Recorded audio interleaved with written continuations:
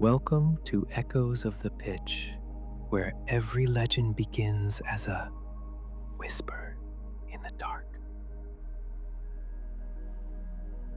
We begin in Rosario, with a boy, a ball, and a dream too fragile to survive, yet too powerful to fade.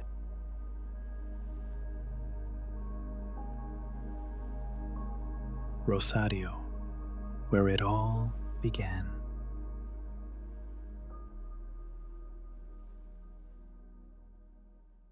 In the early mornings of Rosario, Argentina, a soft mist drifts above the city's rooftops.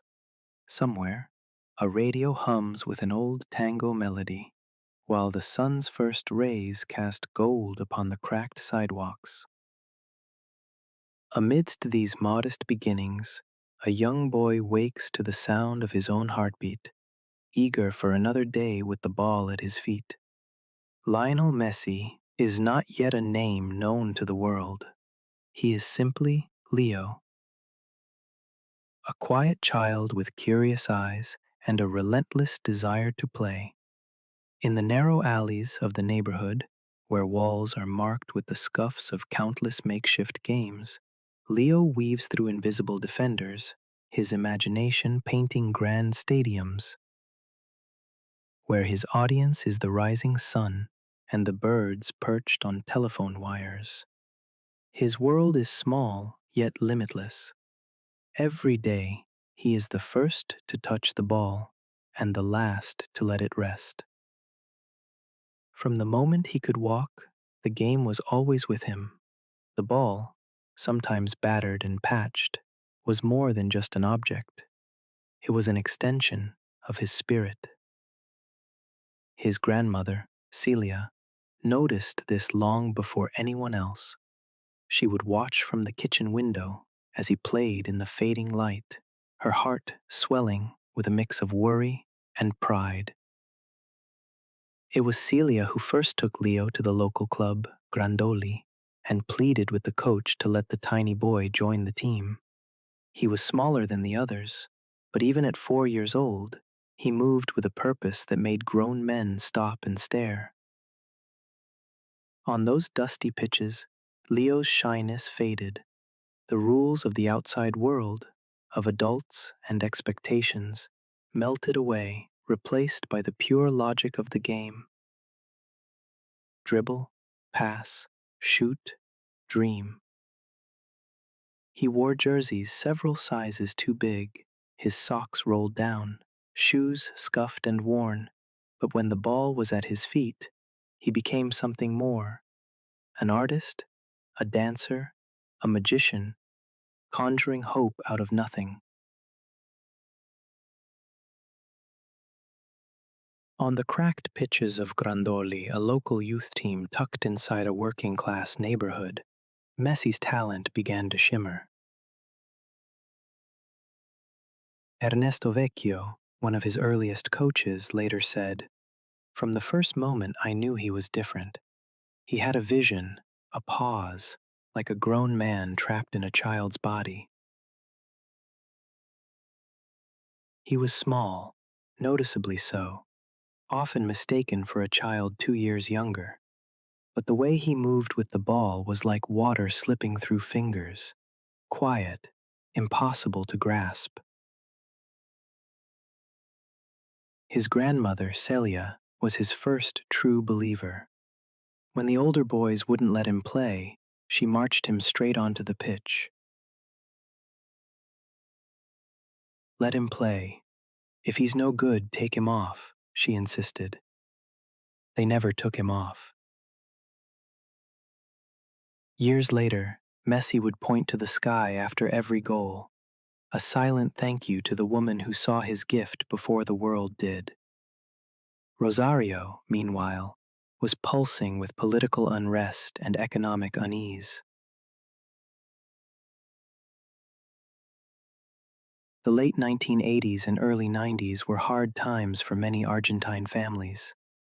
But football remained sacred, a language that spoke louder than poverty, louder than chaos. In school, Messi was shy, almost invisible, but on the field, he bloomed.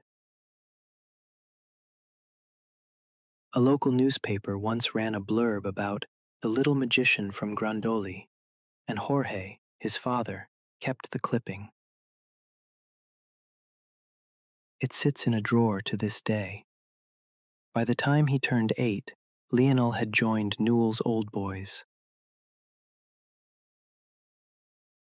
The team was stacked with talent, but Messi stood apart, a slalom runner in a world of traffic cones. Rosario in the late 1980s was not a place of glamour or wealth. The city had its struggles, factories closing, families working long hours just to get by. Jorge Messi, Leo's father, was a steel worker. His mother, Celia, cleaned houses and cooked for neighbors when times were hard. Their home was small but filled with love and the smell of fresh bread, laughter, and occasional worries whispered after bedtime. Yet, for all the city's hardship, the community knew how to rally around its own. Football was not just a pastime, it was a language spoken by everyone. Local matches were gatherings of families, friends, and strangers, united by hope and friendly rivalry. Leo grew up surrounded by these voices, his older brothers Rodrigo and Matias, his sister Maria Sol, cousins, uncles, and a rotating cast of neighborhood kids, all eager for their turn on the ball. As he played, older boys sometimes teased him for his size. "You're too small, Pulga," they'd call out, "little flea," always darting and impossible to catch. But Leo never backed down. If anything, the taunts only sharpened his resolve. He learned to play low to the ground, to move with balance and subtlety, to slip through gaps no one else could see. In time, the nickname Pulga became a badge of honor. By age 6, Leo was playing for Newell's Old Boys, a club with a proud tradition in Rosario. The red and black stripes felt like armor, and with each match, his legend quietly grew. He scored goals by the handful, sometimes 5 or 6 in a single game. Spectators would gather early just to watch him warm up. "Who is that boy?" they'd whisper. "The one who glides past defenders like they're painted on the grass." He had heroes, Maradona, of course, whose name lingered in every Argentine home like a sacred incantation. But for Leo, football was less about idols and more about the sheer love of play. He studied the way the ball spun, the way shadows danced on the field at sunset. Sometimes he'd stay after practice, lost in his own world, dribbling through cones made from empty bottles until the stars blinked awake overhead. Still, life in Rosario was not without its shadows. The Messi family's struggles were real. Money was always tight. Leo's mother worried about keeping food on the table. His father, exhausted after long shifts, sometimes found it hard to hide his concern for the future. But every time the world threatened to intrude, football was the sanctuary, a place where problems faded with each kick and turn. There were setbacks, too. Once, after a loss, Leo sat in the grass with tears streaking his cheeks, refusing to go home until his grandmother coaxed him with soft words and a promise of warm soup. On another day, he broke a window with a wayward shot and ran to apologize, heart pounding, only to be greeted by laughter and a tousle of his hair. These small dramas, these everyday moments, shaped the boy who would one day captivate the world. In the hothouse of family and neighborhood, Leo learned resilience, humility, and the quiet joy of steady effort. Evenings ended with stories at the dinner table, tales of distant relatives, legendary players, and impossible dreams. Leo's world was a collage of sound and color, the thud of a ball against a wall, the laughter of friends echoing down the alley, the comforting cadence of his mother's voice calling him home. He fell asleep to the soft hum of the city and the distant promise of more football tomorrow. By the time he was 8, coaches from other cities were already taking notice. Scouts arrived at Newell's Old Boys games with notebooks and raised eyebrows,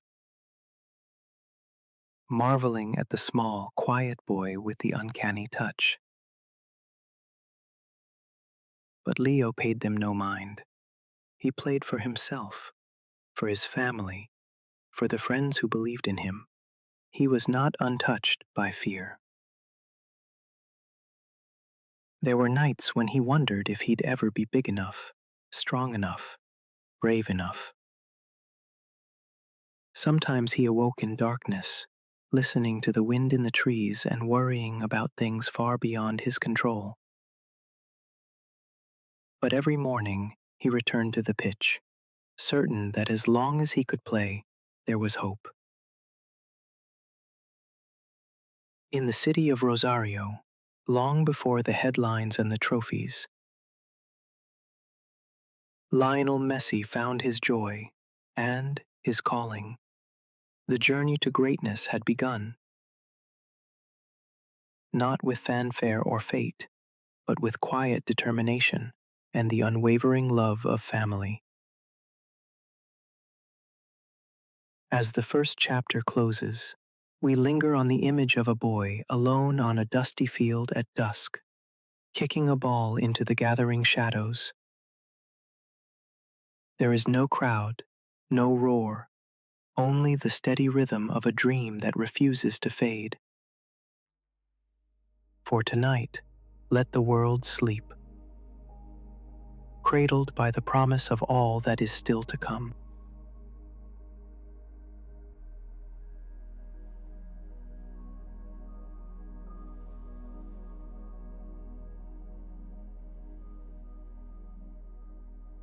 Shadows and small victories. By the time Lionel Messi had settled into the routine of his childhood in Rosario, the world outside his neighborhood was beginning to take notice. But inside the walls of the Messi family home, a new and much darker reality was setting in. A reality that would shape not only Leo's future, but the very heart of his family's story. It started with whispers, barely noticed at first. Jorge and Celia, always attentive to their children, realized Leo was not growing like the others. On team photos, the difference was stark. Leo was smaller, his jersey always a little too big, his eyes bright but his frame delicate. Friends and family offered gentle reassurances. He'll catch up, they said. He's just a late bloomer. For a while, they believed it. The boy played with such intensity, such joy, that it was easy to hope his body would simply catch up to his spirit. But each year, the marks on the doorframe barely moved. Celia quietly worried, measuring Leo's height more often, jotting down the dates and numbers in a notebook hidden in the kitchen. Jorge's concern grew quieter, turning inward. Still, they encouraged Leo to play, to dream, He was never treated as fragile. If anything, the family's love was fierce, protective, and unconditional. Doctors' visits became a new routine. At first, simple checkups, then tests, then specialists. Each visit a little longer, the questions a little harder to answer. Leo, still just a child, sat through it all with a quiet patience that belied his age. Needles, prodding, measuring, more needles. He rarely cried, and when he did, it was not for himself, but for the way his parents' faces changed with each difficult conversation. Finally, the diagnosis arrived: growth hormone deficiency. 3 words that would shadow every step for years to come. The recommended treatment, daily injections, for years. The cost, staggering, far beyond anything the Messi family could afford on their own. It was as if an invisible wall had risen up before Leo's dreams, taller than any defender he'd ever faced. The family's response was unwavering. Jorge took on extra hours at the factory, coming home late with tired hands but a determined heart. Celia cleaned more houses, stitched clothing, cooked meals for neighbors. Rodrigo and Matias, still young themselves, found small jobs to help. Each month, the family scraped together enough for another vial, another month of hope. Every injection was an act of love, a reminder that some victories are not won on the field, but in the quiet persistence of everyday sacrifice. Football remained Leo's sanctuary. The field was a place where diagnoses and worries could not follow. His coaches at Newell's Old Boys noticed the difference, not in his size, but in his courage. Leo darted between larger boys, his balance unshaken, his resolve never in doubt. They called him La Pulga, the flea, because he was everywhere at once, impossible to catch, always popping up where least expected. The nickname, once a joke, became a legend in its own right. But as Leo's reputation grew in Rosario, doors began to close elsewhere. Scouts from Buenos Aires watched him in awe, but shook their heads. Too small, too frail, too expensive. No club wanted to take on the burden of his treatment. Some said it out loud, others simply stopped returning Jorge's calls. The hope that football would provide an escape was now a painful irony. Leo was good enough to dazzle any pitch in Argentina, but not big enough to convince the powers that be to take a chance. At home, the pressure mounted. Celia hid her tears in the kitchen. Jorge sat up late, writing letters to clubs across Argentina, each one a plea for belief. Some replies were polite, most never arrived.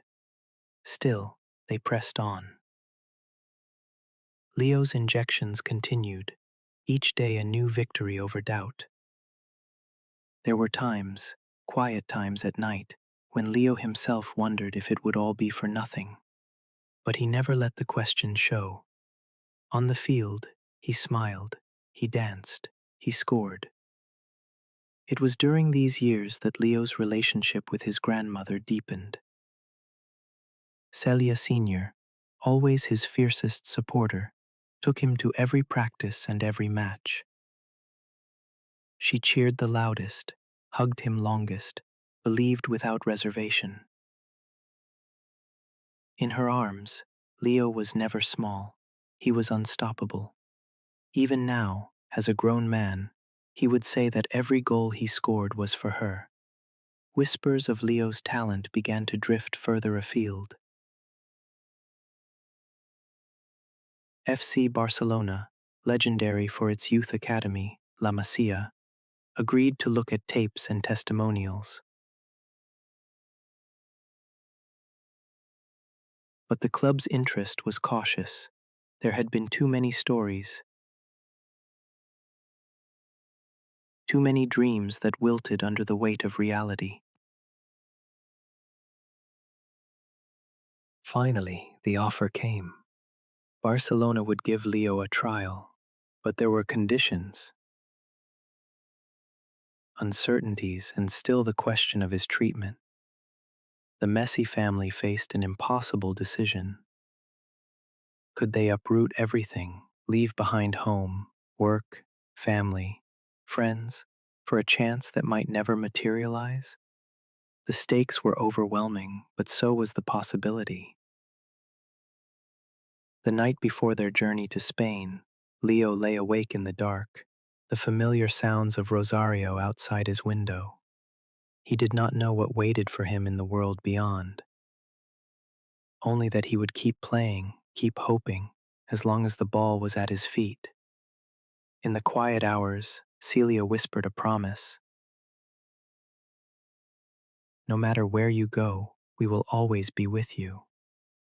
With that, the next chapter began, not with certainty, but with faith, love, and a willingness to face the unknown together.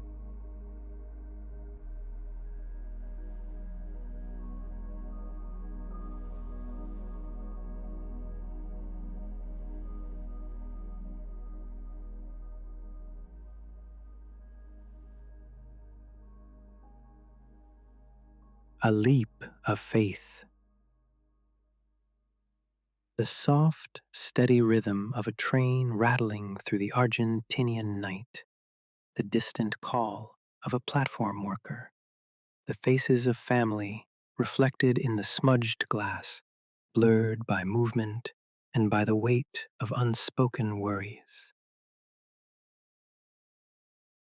It was in these suspended moments, hovering between past and future, that Lionel Messi first left home for the unknown.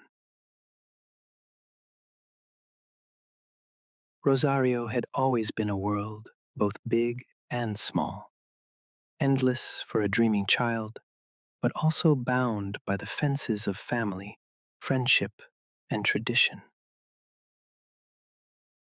Now, at just 13, Leo faced a decision most grown men would fear. Leave everything for the slimmest hope of a footballing future across the ocean. Barcelona, the word alone was enough to send shivers of excitement through every football lover in South America. But for the Messi family, it was more than a city or a club. It was a question of survival, sacrifice, and the possibility of a miracle. Jorge, Leo's father, had written hundreds of letters. He had met with scouts, pleaded with directors, and endured a parade of polite rejections from Argentine clubs, unwilling to shoulder the burden of his son's medical treatment. The daily injections of growth hormone were simply too expensive. Every month, the family scraped and sacrificed, but every month, the end seemed nearer. La Masia, a fabled place where dreams and legends were made. They were interested. A trial would be offered, but no promises. The Messis packed their lives into suitcases, favorite shirts, a worn football, family photos, and a hope that felt both too heavy and too fragile. At Aziza International Airport, Leo looked back only once. The scent of his mother's cooking, the clatter of his siblings in the kitchen, the echo of his grandmother's encouragement. These were memories, already being pressed into the pages of his story. It was emotional, spiritual, existential. This wasn't just a boy crossing an ocean. It was a boy crossing into the unknown version of himself.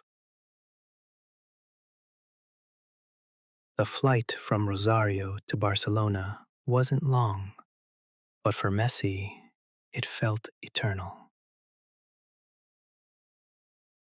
He sat beside his father, silent for most of the journey. His thoughts were loud. Would they like me? Would I be enough? What if they send me back? Messi's room was small, but the space felt cavernous to someone so used to the warmth of Rosario, the noise, the cousins, the comfort of his mother's meals. He called home every night that first week, not because he was instructed to, but because he needed to. His mother's voice was a lifeline, his brother's jokes, a rope back to normality. But with each call, he said less, and with each silence, he became more determined to prove he belonged. Training was brutal, not because it was aggressive, but because the standards were so high, the movements so disciplined, the expectations wordless yet towering. And Messi, still injecting growth hormone into his thigh each night before bed, knew that every run, every pass, every drill was a test. Some of the coaches doubted him. He was quiet, he was small, he barely spoke, but the ball never doubted him. Even at 13, there was an elegance to his touch that didn't require translation. One drill into another, one scrimmage after the next, and whispers started to spread. El pibe es distinto. The kid is different. He didn't dominate with volume. He didn't demand the ball. He simply showed what the game could look like when played without fear. There was a moment in a closed-door friendly, just weeks into his arrival, when everything shifted. He picked up the ball near midfield, danced past one, two, three defenders, and slotted it home with a finish so calm it seemed rehearsed. The staff stopped. The opposing bench stopped. Even his own teammates, unsure how to react, looked to the sideline. There it was, the glimpse, not of the man he'd become, but of the magic that had always been there. One of the coaches scribbled a line. If he grows, we've found gold. If he doesn't, he's still silver touched by God.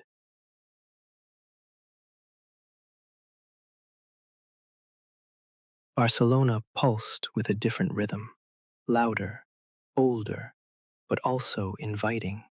For Leo, who spoke only Spanish and a dialect of childhood, everything felt new and uncertain. La Masia was both school and sanctuary. Young players from around the world lived together, trained together, dreamed together. The days were regimented: schoolwork, training, meals, rest. For many, it was the first taste of independence. The small boy from Rosario felt smaller still among so many strangers, so many languages. On the pitch, however, uncertainty faded. But respect in football is earned quickly. Messi's skill spoke louder than any words could. The trial, when it came, was both opportunity and ordeal. Days blurred into a mosaic of training cones, echoing shouts, and the sharp bark of instructions in Catalan and Castilian. There were moments of doubt. Did they really want him? Was he strong enough? Would the club help with the treatments? One night, after a difficult session, Jorge found his son sitting alone by the dormitory window, staring at the lights of the city. Leo did not speak, but his father knew the worry, the homesickness, the fear that this was all for nothing. The family's fate was sealed, oddly enough, not with a grand gesture, but with a contract hastily written on a napkin in a Barcelona cafe. The club's technical secretary, Carlos Rexach, wanted to make it official. Barcelona would sign Leo Messi. The napkin, preserved for years as a relic of faith and bureaucracy, became the symbol of a gamble that would alter football history.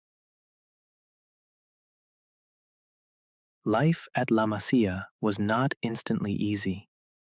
Leo's growth hormone treatments continued, now under the supervision of club doctors. He had to prove himself every day. In the classroom, where language barriers slowed his progress, and on the pitch, where only performance mattered. He kept to himself, but slowly, friendships formed. Andres Iniesta, Gerard Piqué, names that would later become synonymous with a golden era shared in the rites of passage. Cafeteria meals, pranks in the dorms, silent prayers before big games. There were injuries, frustrations, moments when the loneliness threatened to overwhelm. At times, Leo wondered if he would ever feel at home. But then came a goal in training,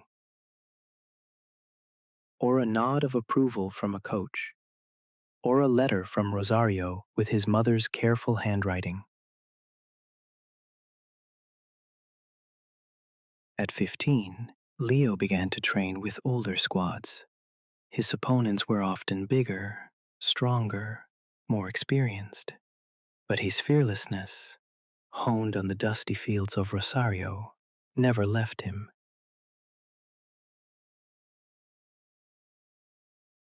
Coaches marveled at his vision, his understanding of space and timing. Ronaldinho, already a superstar, took the boy under his wing, sharing advice, laughter, and a love of the game that bridged cultures and generations.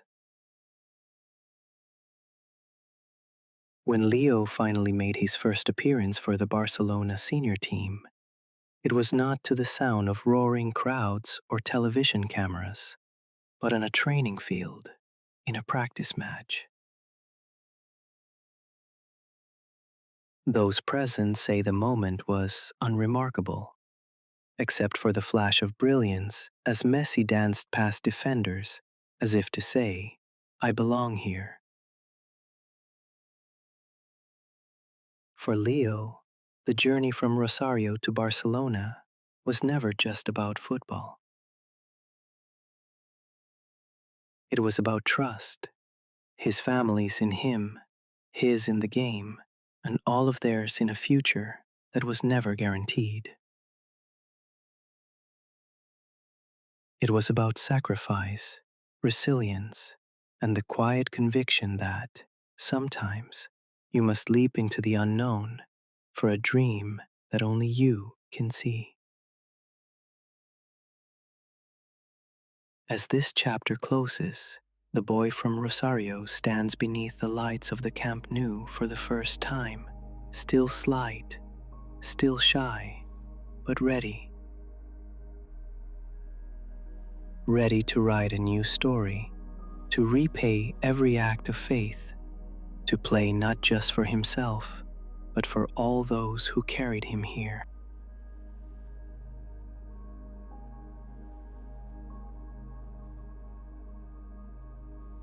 From a quiet dormitory at La Masia to the roaring coliseums of Europe, something was building. Not a prodigy anymore, but a force. What waited ahead was greatness measured not in goals alone, but in gravity. How he would pull a generation into his orbit.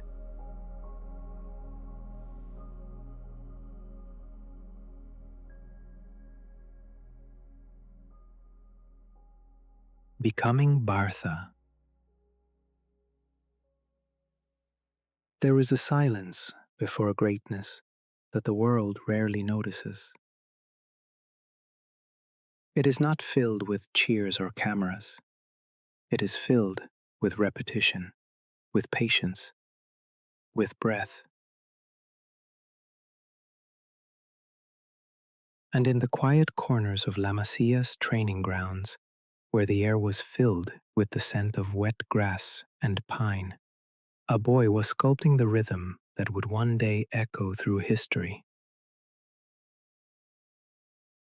Not with words, not with declarations, but with touches, the kind that made the ball seem like an extension of thought. The first glimpse. He was still a teenager, 16, when Barcelona allowed him a taste of the first team. In a friendly against Porto in 2003, he slipped onto the pitch like a shadow. No crowd roared, no trumpet sounded, but the coaches saw. There was a kind of gravity to the way he moved, a quiet command that didn't ask for attention, but pulled it anyway. He debuted officially a year later, in October of 2004, a league match against Espanyol, 17 years old, narrow shoulders, downturned eyes. By May of the following year, he had scored his first senior goal, a chip so delicate it felt like a secret,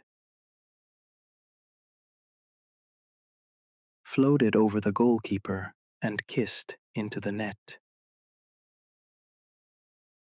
Ronaldinho, the smiling master of the Camp Nou, raised his arms in celebration and pointed to the boy beside him.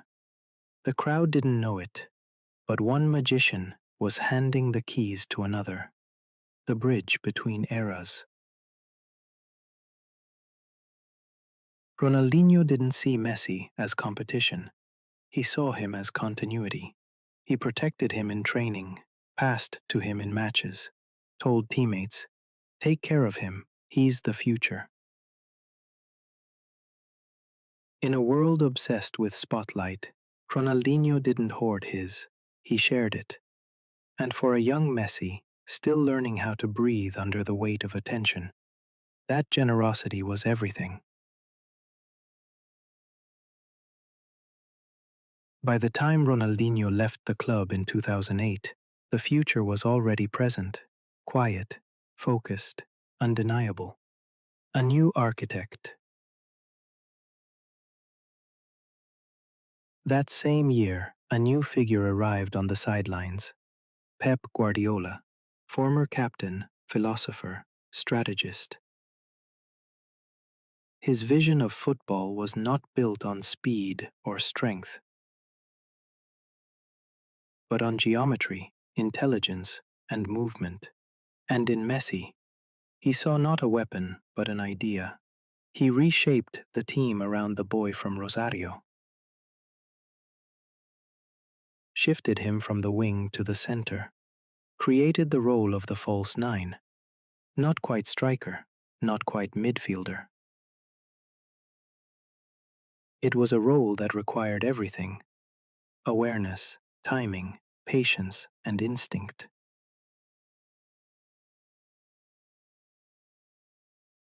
In Pep Guardiola, Messi found more than just a coach. He found a mind that spoke the same silent language. Pep didn't just give Messi freedom, he gave him structure within that freedom. A blueprint for chaos that only a few in football's history could interpret. The idea was not to dominate possession for its own sake, but to stretch the field until the opponent cracked under the weight of anticipation. And at the heart of it all was Messi, positioned in what would become the false nine role, floating between midfield and forward lines, unshackled by traditional markers, scanning the pitch like a chess master, 2 moves ahead. This tactical shift was not just revolutionary for Barcelona, it was revolutionary for the sport. It allowed Messi to orchestrate attacks with balletic timing, pulling defenders out of shape before delivering the decisive pass, or gliding through gaps they didn't know they had left open. The 2008-09 season became a masterclass in execution. Barca didn't just win, they dismantled. They decimated Manchester United in the Champions League final with a performance that felt both inevitable and ethereal. Messi's headed goal, an image that contradicted his stature, became the symbol of a season where expectations were not just met, but exceeded with elegance. And yet, beneath the applause and silverware, there lived an enormous weight. Messi was no longer just a rising star. He was now the central figure in a team redefining how football should be played. The world watched every touch. There were no off nights, no room for hesitation. Every match, every dribble, every pass was scrutinized, not just as an act of athleticism, but as a statement of genius. And genius, by its nature, is isolating. He rarely spoke in press conferences. He didn't seek the spotlight, yet it clung to him relentlessly. The demands were not just tactical, they were spiritual. Every fan expected transcendence. Every rival prepared for the storm he carried in his left foot. Even within the warmth of the Camp Nou, greatness can become a lonely place.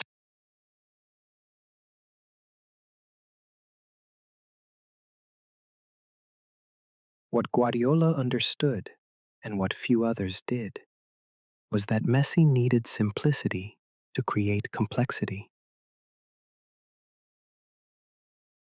He needed the ball to move before him so that when it arrived, the chaos had already been sculpted. Teammates like Xavi and Iniesta became extensions of his thought process. The ball traveled not just between boots, but between minds. Every touch was a line in a poem that only this Barcelona side could recite. The seasons blurred into symphonies. 2011 brought another Champions League final against Manchester United, and again, Barcelona delivered what Sir Alex Ferguson would later describe as the best team he had ever faced. Messi's goal, struck with venom from outside the box, wasn't just a goal, it was a signature, a reminder that behind the soft-spoken demeanor stood a man who could silence the world with a single strike. But even as the praise reached biblical levels, Messi never pointed to himself. After each match, his eyes darted downward, his hands raised to the sky, his celebration reserved and private. He was playing not for adoration, but for expression, for the joy of creating something pure, fleeting, and real. These were the years when Messi didn't just play football, he reshaped its grammar.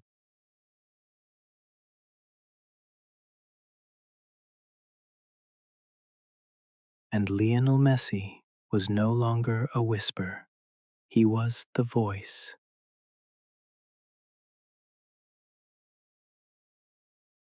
The era of gold. In the years that followed, the honors came not as surprises, but as affirmations of something already understood. Ballon d'Or 2009, Ballon d'Or 2010, Ballon d'Or 2011, Ballon d'Or 2012. 4 in a row, each one earned not by flash, but by depth. He scored, he assisted, he created spaces where none had existed. In 2012 alone, Messi scored 91 goals, a number so absurd, so unrepeatable, that it felt like fiction written in cleats. But he did it with no celebration louder than a smile, no demand for applause, only the work, other side of greatness. As Messi rose, so too did another, Cristiano Ronaldo, relentless, defined by precision and will. In 2009, Ronaldo joined Real Madrid, and with him began a rivalry not built on anger, but on contrast. Messi moved like a stream, Ronaldo like a wave. One danced past you, the other powered through. Their battle was not one of words, but of weekends. Each match day became a canvas, each goal a response, and the world watched. The war of philosophies. Between 2010 and 2011, the rivalry reached its boiling point. Barcelona versus Madrid, Messi versus Ronaldo, Guardiola versus Mourinho. 4 Clásicos in 18 days, each one heavier than the last. Madrid snarled and pressed, Barcelona passed and passed. It was fire and ice, chaos and control. In the Champions League semi-final, Messi found the silence again. At the Santiago Bernabeu, with thousands roaring, he scored once with a simple tap. Then again with a goal that bent reality, dribbling past defenders like ghosts, slipping the ball in as if the net had been waiting just for him. 2-0. Barca advanced.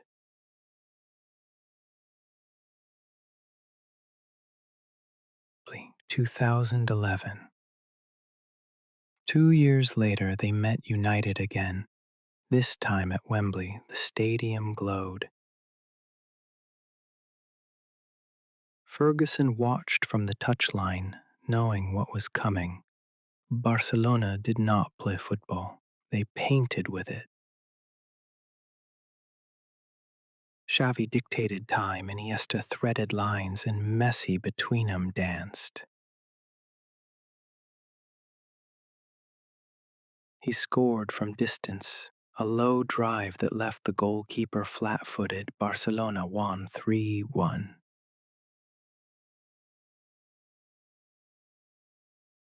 Pep had told them all before the game, if we keep the ball, they can't score. But what he didn't say was what Messi already knew. The possession without intention is just stalling. And that night Messi played, not just with intentions, but with a kind of musicality. He conducted, not loudly, but with every touch, every pause, every feint, the match bent to him. In the dressing room afterward, Pep hugged him and didn't say much. He rarely did. Their conversations were often built in glances and half sentences. They didn't need language, only the game. What Messi learned under Guardiola wasn't a system, it was trust. Trust in angles, trust in rhythm, trust in space that didn't yet exist but would if he waited half a beat longer. That 2011 team was more than talented. It was selfless. Xavi and Iniesta didn't care who scored.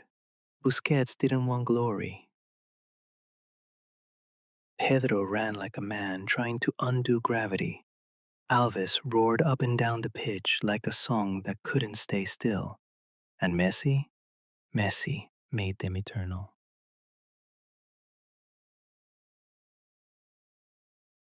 By then, the Ballon d'Or was becoming an annual habit. 4 in a row: 2009, 2010, 2011, 2012. The trophies began to blur, but the moments stayed crystalline. The curled shot past Casillas in the Bernabeu,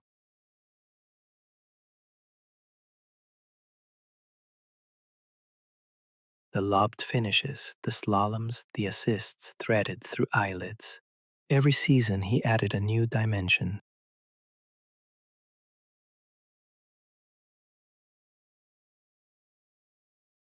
What Guardiola built wasn't just dominance, it was doctrine. The world watched, the world copied. Tiki-taka, positional play, pressing as poetry. But at the heart of it all was Messi, not the loudest, not the tallest, but the most inevitable. He was the pause before the pass, the stillness before the storm. The player who could start the move, vanish, and return at the finish. Everything began and ended with him. Legacy as tempted.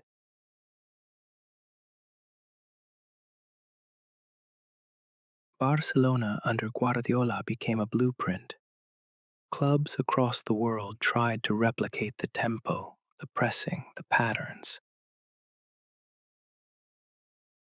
But without Messi, the notes never sang the same, because it wasn't just about technique. It was about feel, the way he knew when to accelerate, when to wait, when to disappear into the quiet spaces no one else saw. He played not to be seen, but to change the game without demanding it. And in that way, he remained untouchable, the calm before the collapse. By the end of 2012, Messi had reached a kind of summit. 4 Ballon d'Ors, a Champions League hero, the face of a club that had reshaped football's very bones. But every peak has its shadow. Behind the brilliance, another story had begun, one filled with pressure, with heartbreak, with the weight of a nation. He had conquered Europe. He had led a dynasty. And for all that Messi had built in Barcelona, his greatest trial was yet to come, not in a stadium filled with trophies, but in the eyes of a country that had given him his name.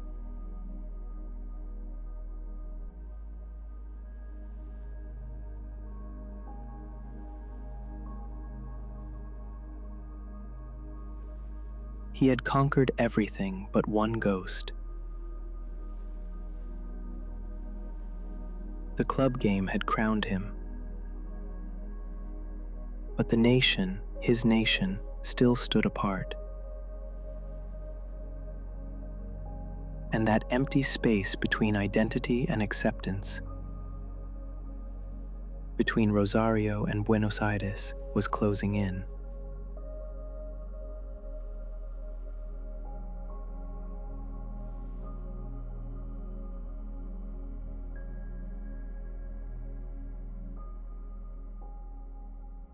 The burden of the albiceleste. Before the gold, before the confetti, before the coronation, there was only weight and silence and failure.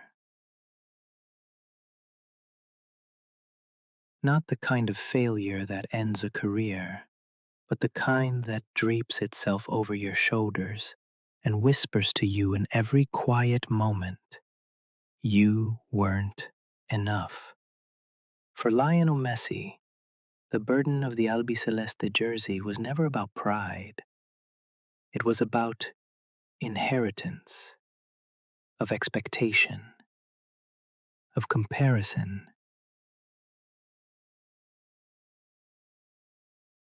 of ghosts. And for over a decade, that burden would break him over and over again before it ever thought to set him free. It was never just a number. In Argentina, the number 10 shirt carries with it a kind of sacred pressure, stitched not with cotton, but with the fever dreams of a nation. It is the inheritance of chaos and brilliance, of divine rebellion and impossible glory. It belonged to Diego, and then, one day, it belonged to Lionel Messi. He didn't ask for it, he didn't chase it, but it wrapped itself around his shoulders all the same, like a crown forged in myth. Maradona had danced through history like a hurricane, raw, furious, divine. He was the street kid turned savior, a rebel with the soul of an artist. In 1986, he lifted Argentina to the heavens with his own 2 feet, one blessed by God, the other kissed by hell. He became legend, and then he became memory. But memory is heavy, and memory doesn't stay buried. When Messi pulled on the number 10, he wasn't just entering a lineup, he was entering a story. One already written, already worshipped, a story that didn't want to be told again, but wanted to be relived. And Messi was not Diego. He was quiet, almost too quiet. Where Maradona burned, Messi glowed. Where Diego raged, Leo retreated. Where Maradona fought with the world, Messi simply tried to escape its gaze. But still, they demanded the same ending. He became Argentina's golden boy, and then its scapegoat. Every missed trophy, every final lost, weighed heavier because of that number. It wasn't enough to be great. He had to be divine. The criticism wasn't always cruel, but it was constant. He doesn't care like Diego did. He plays for Barcelona, not for us. He's a genius, but he's not one of us.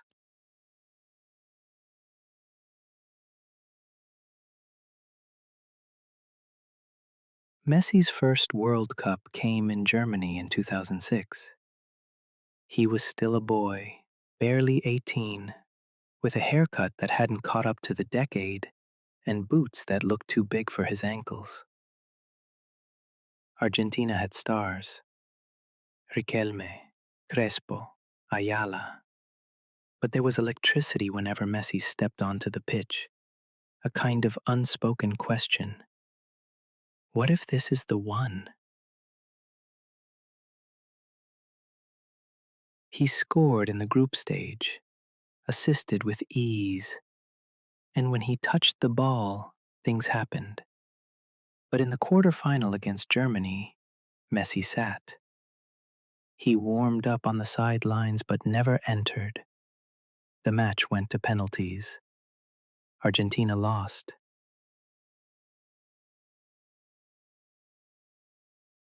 And a quiet current of confusion ran through the fan base. Why didn't he play? Why silence the one spark that felt different? Messi didn't speak much about it. He was too young to make noise, but the burden had already begun to whisper. A rising star meets a familiar wall. 1 year later, in the 2007 Copa America, Messi was no longer a novelty. He was a phenomenon. He danced through defenses like the wind around stone. He chipped goalkeepers with eyes wide open. He scored, assisted, dazzled, and Argentina reached the final.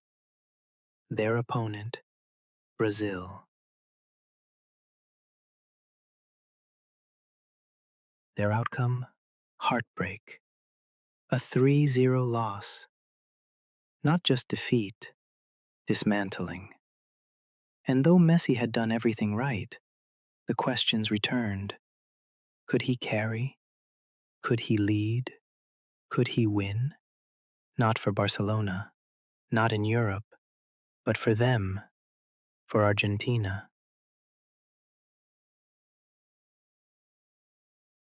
The World Cup in South Africa came with a surreal twist. Diego Maradona, the very shadow Messi lived beneath, was now his coach. It was a beautiful story on paper, the king and the heir. But tactically, it was chaos. Messi was asked to play deep, to orchestrate, to control. But he did not score. Argentina started strong. Then came Germany. Again. 4 goals. No mercy. And Messi, face down in the grass, heard the same old song. Not enough.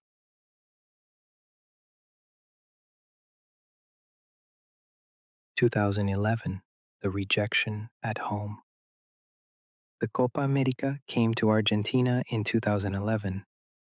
Home soil, home crowd, home pressure.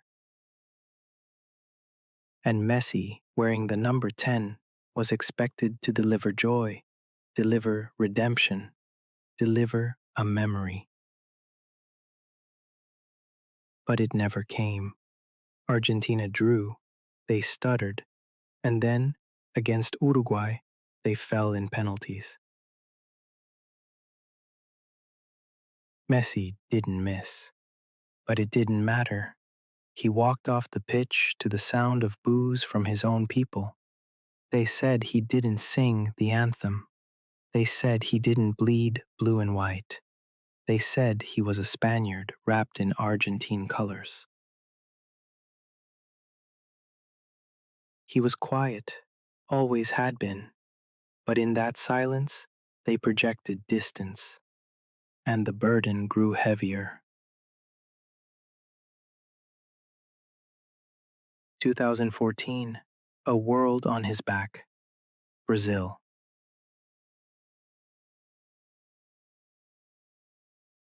The 2014 World Cup. This was supposed to be the one, and for a while it looked like it would be. Messi scored late winners in the group stage. He carved out space where none existed. He led without shouting, carrying a team that leaned on him like a crutch. In the final, it was Germany. Again. Of course it was. Messi had chances. A left-footed curl, an angle too tight. The ball didn't listen. In the 113th minute, Mario Götze scored. Argentina collapsed. Messi walked the long path alone, the lights of Maracanã burning overhead. He was handed the golden ball, best player of the tournament, and he held it the way one holds a stone, not with joy, but with resignation. His eyes didn't sparkle, there was no pride, only a quiet ache. The world saw a photo of him, standing alone with the trophy, expression unreadable. They called it indifference, but it wasn't. It was something deeper, exhaustion, emptiness, the recognition that once again he had come close, and it wasn't enough.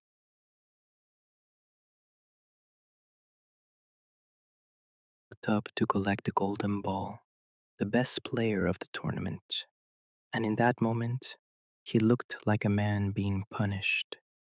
The weight of the number 10 never felt heavier than when he was draped over his shoulders on that lonely podium in Rio.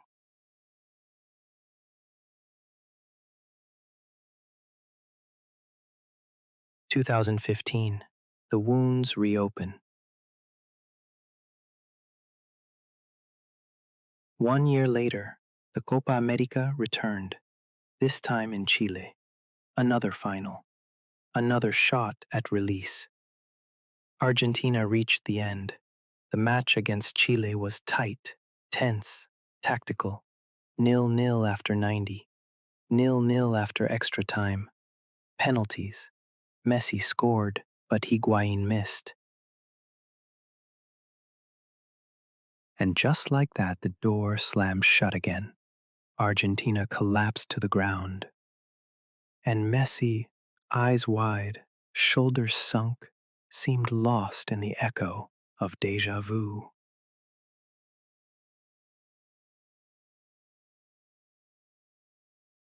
The breaking point.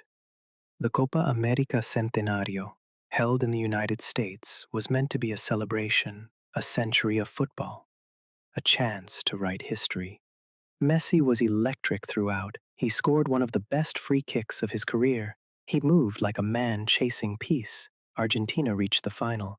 Again. Chile waited. Again. A rematch. A reckoning. The game was brutal, fouled and fractured. It went to penalties. Again. And then came the moment. Messi stepped up first.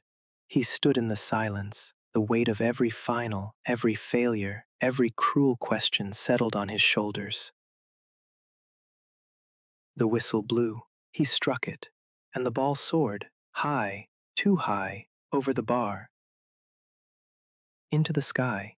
He didn't scream. He didn't gesture. He just stood there. It wasn't just a miss. It was the breaking of something inside. He didn't wait for the medal. He didn't console teammates. He didn't make excuses. He walked off the pitch, head down, grief leaking through his skin. Later that night, he stood in front of cameras, No tears, just a voice like crushed paper. I tried everything. It hurts more than anything. For me, the national team is over. He wasn't angry. He wasn't bitter. He was done, and the world felt it. The silence that followed. Argentina didn't mourn a loss, they mourned a departure. Social media erupted. The hashtag No te hayas Leo, don't go Leo, trended across the globe. Murals were painted. Fans marched through Buenos Aires. Even opponents pleaded with him to reconsider. In that moment, a nation that had questioned his heart finally saw it, shattered, bleeding, exposed. They hadn't realized how much he gave until he had nothing left to give. He slept little that first week. When he did, the dreams came in flashes. A penalty spot, bathed in stadium light.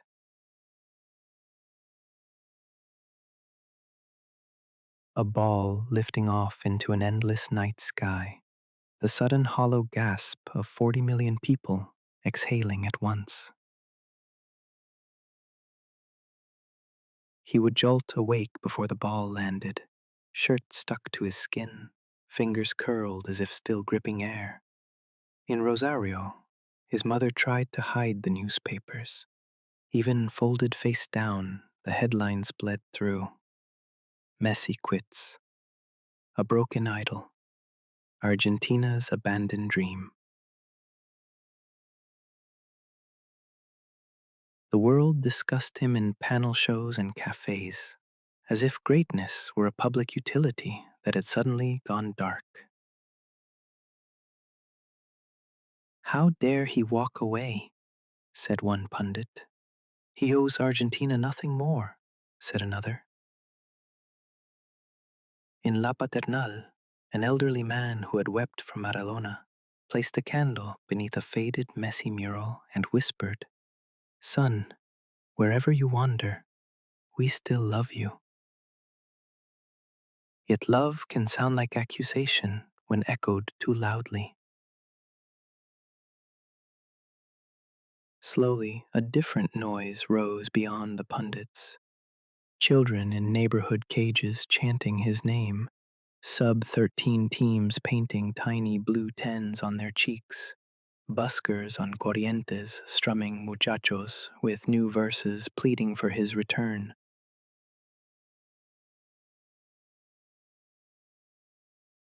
But it wasn't fandom that shifted him. It was the memory of a promise whispered long ago on a dusty pitch where no cameras dared to follow. His grandmother's voice, faint yet solid. "Play with joy, Leo. Whatever happens, play with joy."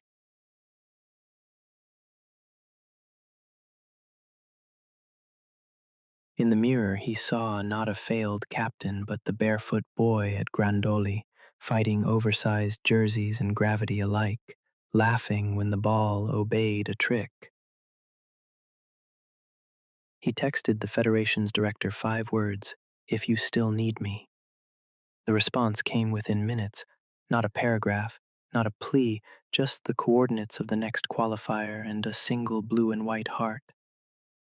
That night he slept, really slept, dreaming no penalty spots, no roaring void, only grass beneath him and a horizon unbroken by doubt.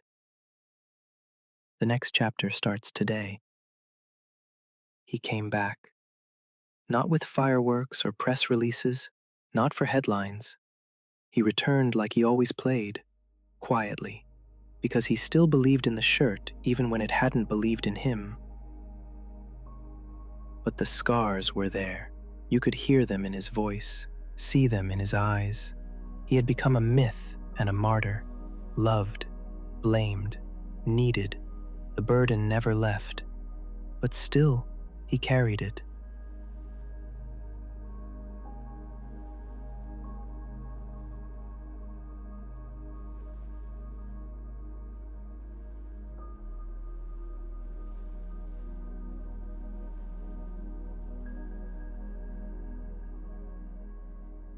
Two suns, one sky.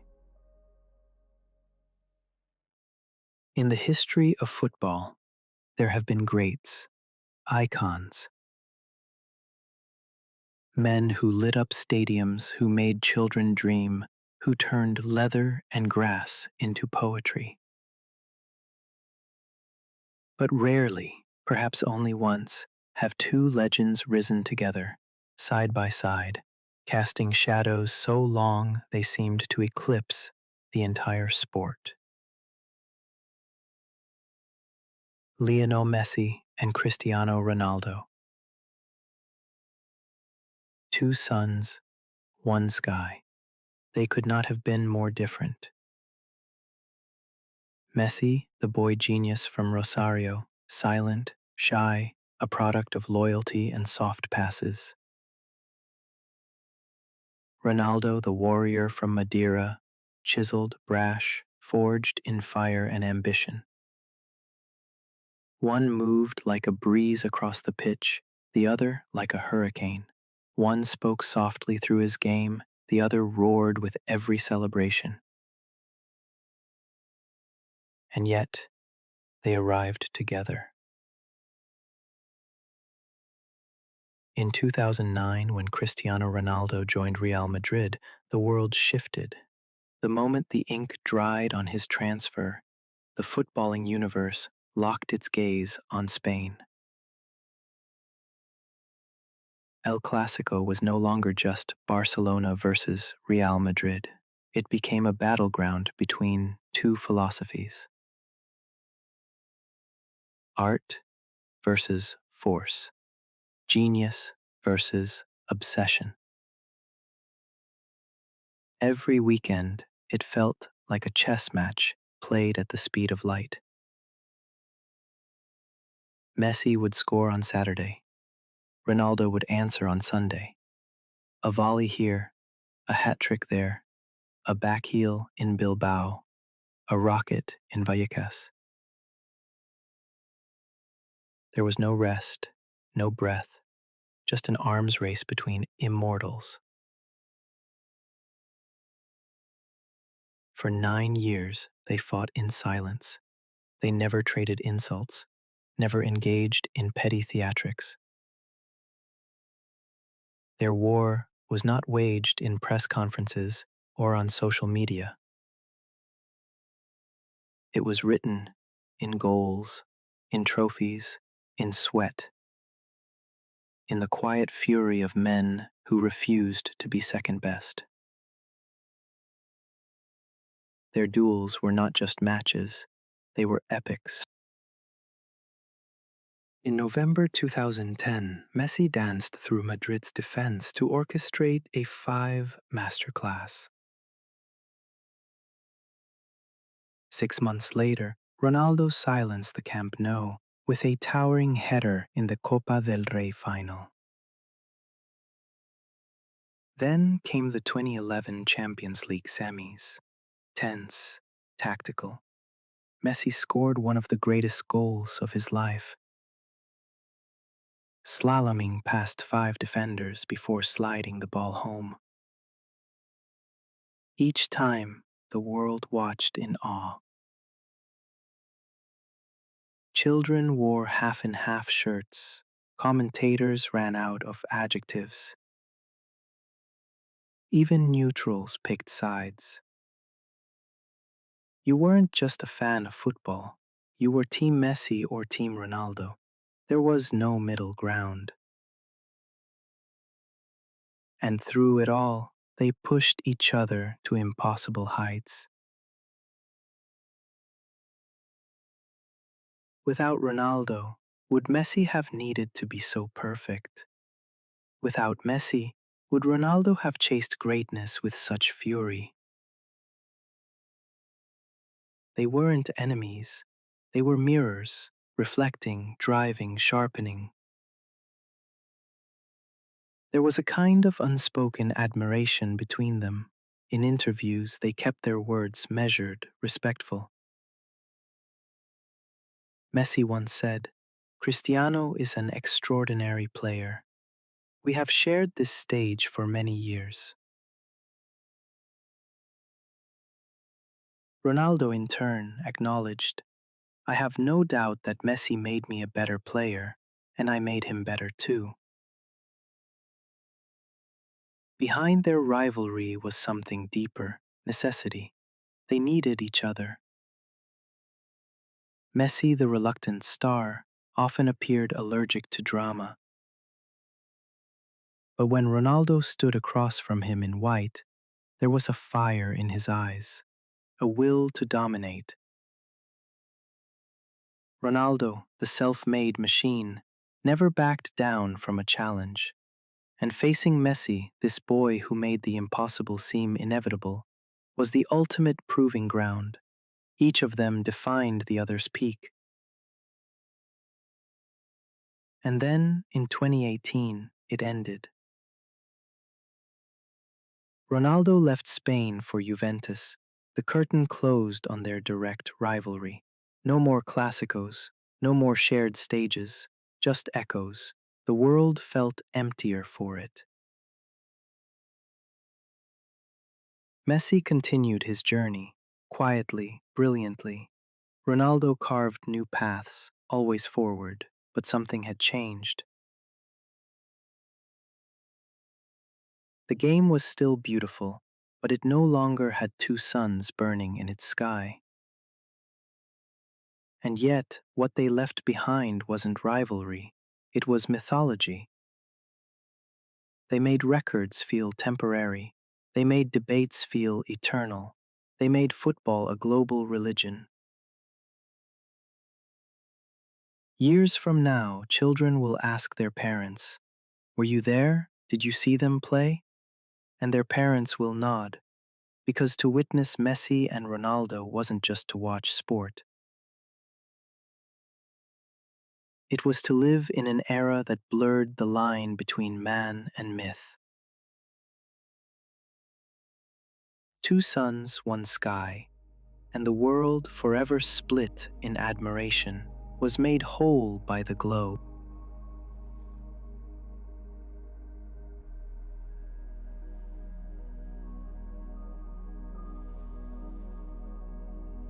When rivalry fades, reflection begins. They had lifted each other in ways trophies never could.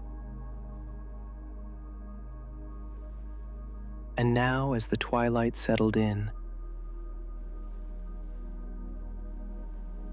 only one battle remained.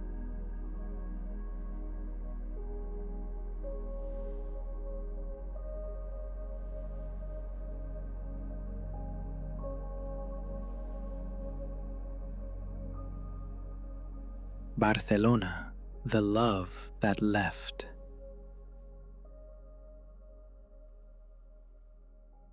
The greatest love story in modern football, the one between a boy from Rosario and the club that raised him, did not explode, it eroded, year by year, match by match, until the foundation that once held the world's most beautiful football crumbled beneath the weight of mismanagement, silence, and betrayal. For a while, there was still magic. After Pep's departure, Tito Villanova took over. A quiet genius, respected and soft-spoken, he loved Messi. Under him, Leo scored 91 goals in a calendar year, a record no one had even thought to chase. But tragedy struck. Villanova fell ill with cancer. He stepped away, returned, then stepped away again, and soon he was gone. Messi didn't say much publicly. He never did. But those who watched him closely could see it. He played that season with a quiet heaviness, like something had been taken. Barcelona moved on. Managers rotated like wind vanes. Tata Martino, Luis Enrique, Ernesto Valverde, each one inherited brilliance. but also a slowly rusting machine. Then came the treble. In 2014-15, with Luis Enrique at the helm and MSN fully unleashed, Barcelona scaled the summit once more. Messi, Suarez, and Neymar didn't just form a front three, they felt like a storm system, unpredictable and devastating. They tore through La Liga, cut through the Copa del Rey, and steamrolled their way to a Champions League title. The final against Juventus wasn't just a match, it was a farewell letter to an era of beauty. Messi didn't score that night, but his fingerprints were on every passage of dominance. This was football at its most joyful, tactically complete, emotionally alive. It was perhaps the last time Barcelona felt truly invincible, a final explosion of artistry before the slow rot set in. But behind the scenes, things were breaking. Neymar, frustrated with living in Messi's shadow, left for Paris. Barcelona used the money to buy, and buy poorly, Coutinho, Dembélé, Griezmann, hundreds of millions spent, no chemistry bought. The soul of the team was being sold piece by piece, and Messi could feel it. He wasn't just their star, he was their compass, and the compass was spinning. Still, he carried them through every injury crisis, every tactical disaster. Every time the midfield disappeared and the back line faltered, he carried them with goals, with passes no one else could see, with moments that turned mediocrity into memory. You could see it in the way he walked, not slouched, but strained, as if dragging the club forward required more than just feet. Rome 2018, up 4-1 on aggregate. Collapse. Anfield 2019, 3-0 up in the first leg. Collapse. Lisbon 2020, a quarterfinal against Bayern. Not just a collapse, an implosion. 8-2. Barcelona's worst European defeat in history. Messi barely moved by the end, not out of apathy, but because there was nothing left to give. And then, the burofax. He had never done anything like it before. For 16 years, Messi had shown up, played, performed, endured. But in August 2020, he submitted an official document to the club, a burofax, declaring his desire to leave. It wasn't drama. It wasn't theater. It was exhaustion finding its voice. He cited a clause in his contract that allowed him to depart at season's end. He believed he was free, but the club claimed the deadline had passed. The president, Josep Maria Bartomeu, denied him the exit. And with no legal path forward unless he sued Barcelona, his home, Messi relented. I told a club, including the president, that I wanted to go. I felt the cycle was over, but they didn't want to let me. He looked defeated, not angry, just quietly betrayed. I would never take the club of my life to court. It was a sentence full of love, and it broke him more than anything else ever had. That final season was like watching a man haunt his own temple. The stadiums were empty, COVID silenced the world, and Messi, playing in front of rows of vacant seats, looked like a ghost of himself. He still scored, still created, still pulled Barcelona to a Copa del Rey title, but the light was dimmer, the joy fainter. He smiled less, spoke less, and every goal felt like a memory being written, not a future being built. Then came the day no one believed would come. The day he left. It wasn't planned that way. He had agreed to a massive wage cut, nearly 50%. He was willing to sacrifice, to stay, to make it work.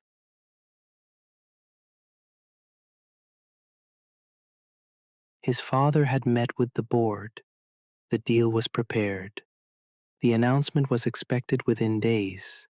But behind the curtain, the financial ruin was worse than anyone imagined.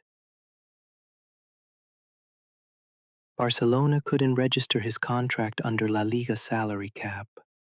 There were no more levers to pull, no last-minute rescues, just the truth. The club couldn't afford the greatest player in its history. Messi found out not through a personal conversation, but through a blunt reality check. And just like that, the story was over. The press conference was held in a quiet room. No fans, no fireworks, just Messi in a suit that looked uncomfortable, like grief sewn into fabric. He walked in and broke down before a single word left his mouth. I don't know what to say. He wiped his face. Again, again. I did everything I could. I didn't want to leave. This is my home. His voice cracked. His body folded in on itself. This wasn't a farewell. This was a heartbreak televised. Journalists didn't ask the usual questions. They sat in stunned silence, watching a man publicly mourn the death of his dream. It wasn't supposed to end like this. Not for him. Not for them. Outside, fans gathered in silence. Some cried. Some held jerseys. Some simply stared at the Camp Nou, as if trying to understand what it looked like without him.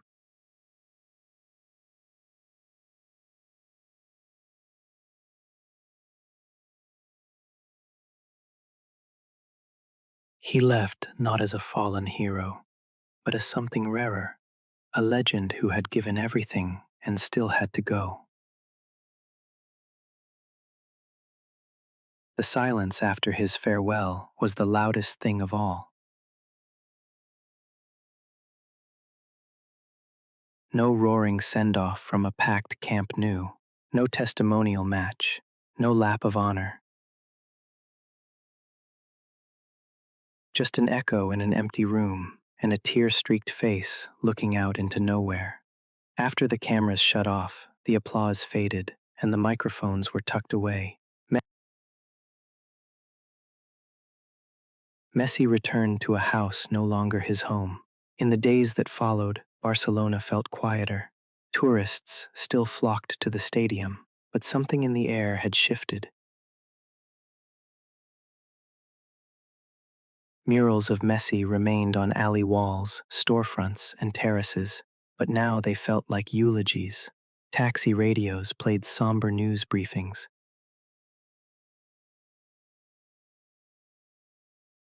Conversations in Catalan drifted in cafes about betrayal, heartbreak, and how it had come to this. Inside Messi's own home, the mood was stiller. Antonella tried to keep things normal for the children, but the weight in the air was unmistakable. He barely spoke. He moved like someone displaced, like his soul had been surgically separated from his body. For the first time since childhood, Lionel Messi woke up in the morning with no Barcelona crest to wear. He didn't know how to be anything else. And it wasn't just about the football. It was the routines, the people, the smell of the training ground grass, the mosaic of faces that had become family over decades. It was the security guards who had watched him grow up, the cafeteria staff who always knew just how he liked his mate, the groundskeepers who timed the length of each blade of grass to suit his left foot, all gone in one press conference. Across the globe, the football world stood still. In Rosario, banners were hung outside family homes, not of celebration, but of solidarity. Gracias, Leo, they read, because if Barcelona could do this to him, what could any of us rely on? Even players Messi had never played with reached out, not as professionals, but as children who had once idolized the number 10.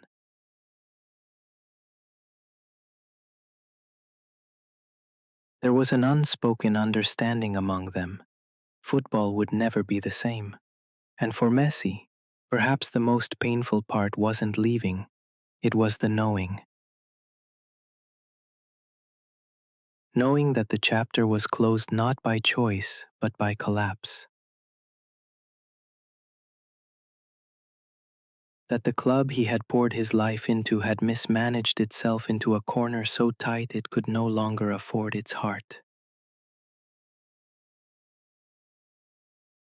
Yet amidst all this, he remained gracious.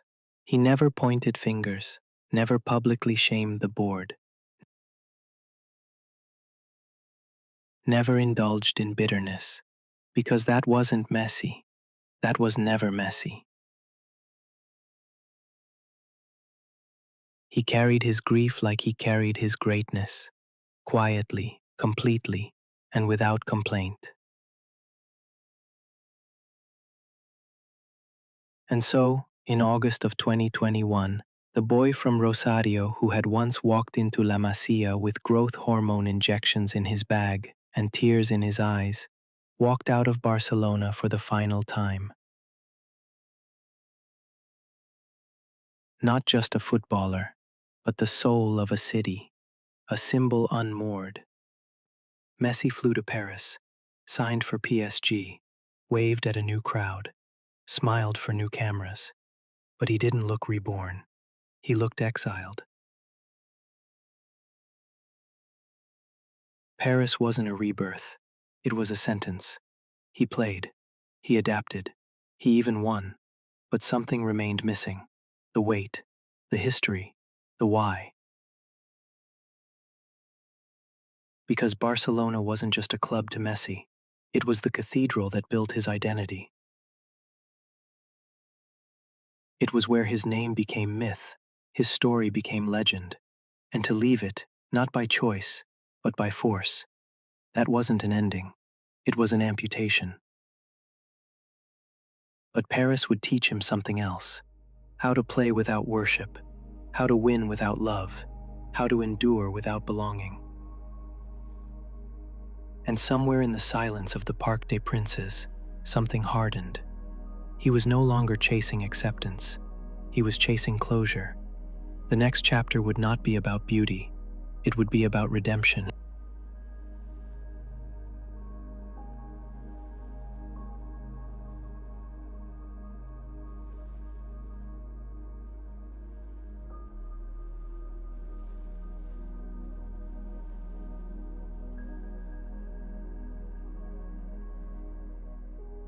quiet years in Paris.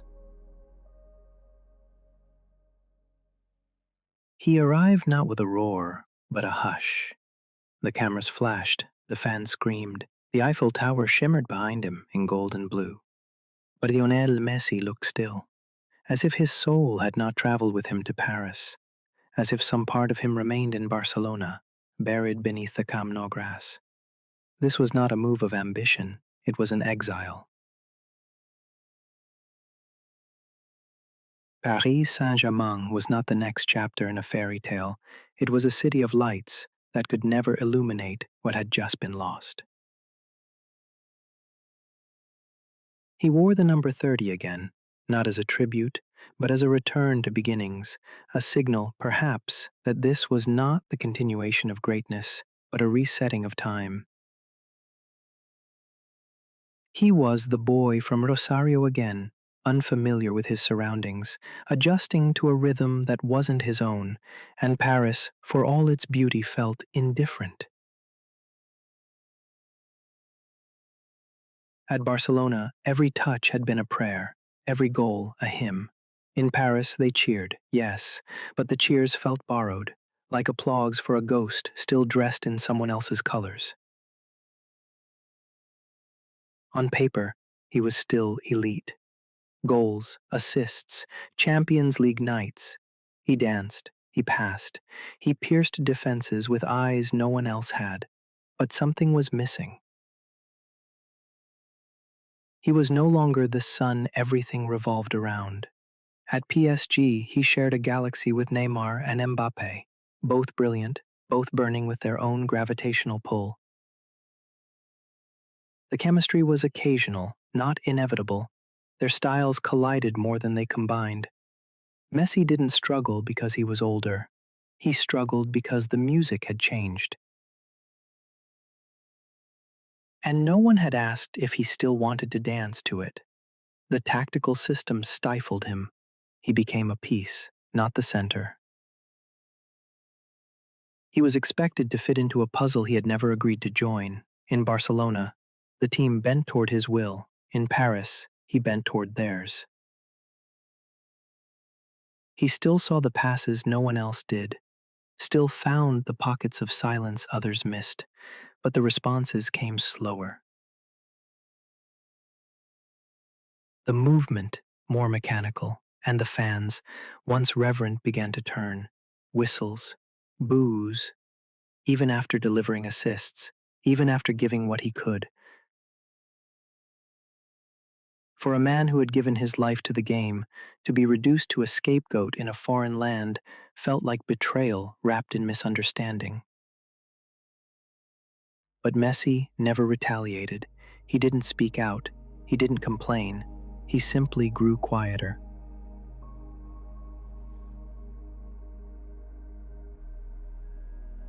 To be so wanted that you're no longer seen.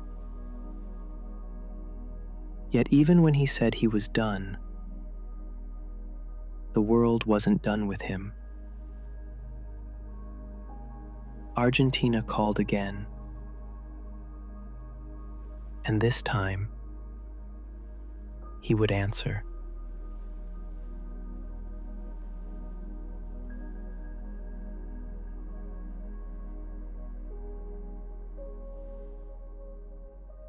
The weight of the number 10. Copa America 2021 came like a breath of revival. Held in Brazil, on their soil, under their sky. The ghosts of 3 final defeats still clung to Messi like cobwebs. He had come close before, too close. 2007, 2015, 2016, all ending in tears. He had retired once, come back, and yet the wound never healed. This time, something was different. Argentina wasn't perfect, but they were united. For once, it felt like Messi wasn't carrying the nation was carrying him. Game by game, He led with purpose, not desperation. He created, scored, smiled. And then, the final, Brazil, Maracanã, the same stadium where Messi had fallen in the 2014 World Cup final. It was Angel Di Maria who scored, but it was Messi who collapsed at full time. Not in agony, in relief. For once, the ending was different. For once, he wasn't the one walking away alone. His teammates didn't wait for him to come to them. They ran to him. They lifted him. The weight that had bent his back for over a decade lifted for a night. Messi cried. And this time, the world cried with him. The road to Qatar was paved not just with wins, but with belief. Argentina entered the tournament on an unbeaten run. 36 games, confidence surged, but still, the world doubted. Messi was 35, too old, too quiet, too finished. And then came the shock. Saudi Arabia, a 2-1 loss. The air went cold. Headlines exploded. Messi walked off, eyes cast downward. The pressure again. But something shifted. Instead of unraveling, Argentina locked in. The world waited to see if the dream would crumble. It didn't. It reignited. In the 64th minute, the ball rolled to Messi at the edge of the box. The space was small, the defenders close, the tension unbearable. And yet, he paused. His left foot wrapped around the ball like a signature. The shot wasn't thunderous, it was surgical, low, precise, into the corner. The net rippled. The crowd erupted. He ran to the sideline, fists clenched, face roaring, not in joy, but release. It was the moment the tournament bent toward destiny. From there, Argentina soared. A win over Poland, a tighter than expected duel with Australia, sealed by another Messi goal, a labyrinthine dance through the fenders like he was 17 again. Then came the Netherlands, the quarterfinal, and chaos. Messi was magnificent, an assist threaded through reality to Molina. A penalty dispatched with icy calm. Then the comeback. The Dutch clawed back from 2-0 down. Equalized in the dying seconds. Extra time descended into war, shoves, cards, words, fire. Messi stood in the middle, arms crossed, shouting, not the silent savior, the fiery captain. Que miras, bobo? Anda pa allá. A moment that broke the illusion of him as merely divine. He was human, and he wanted this, badly. Argentina prevailed on penalties, and the train rolled forward. Croatia in the semi-final. Messi did not just play, he performed. A penalty to open. Then came the assist, a dribble against Vardiol that defied geometry. At 35, he danced like a boy, a blur of twists, stops, power, and vision. 3-0, Argentina in the final. Again, the final. Argentina versus France, two titans, two storylines. Messi chasing closure, Mbappe chasing dominance. The match began in dream. Argentina were electric, France limp. Messi scored from the spot. Then, Di Maria, his own redemption arc, slotted a second. 2-0. Control, Argentina flowed. Then, in the 80th minute, the world flipped. Mbappe scored a penalty. 1 minute later, he volleyed in an equalizer. 2 goals in 90 seconds, the air collapsed. Argentina looked stunned. Messi looked heartbroken. Extra time. The ball bounced inside the French box. Lautaro struck. Rebound, Messi pounced. It crossed the line. 3-2. A nation held its breath, but it wasn't done. Mbappe again. Penalty. Hat trick. 3-3. 123rd minute. A French counter, a ball falls to Colomouani. He is alone, he shoots. And Emiliano Martinez, arms wide like wings, throws himself down. The save of a lifetime. Not reflex. Reckoning. Penalties.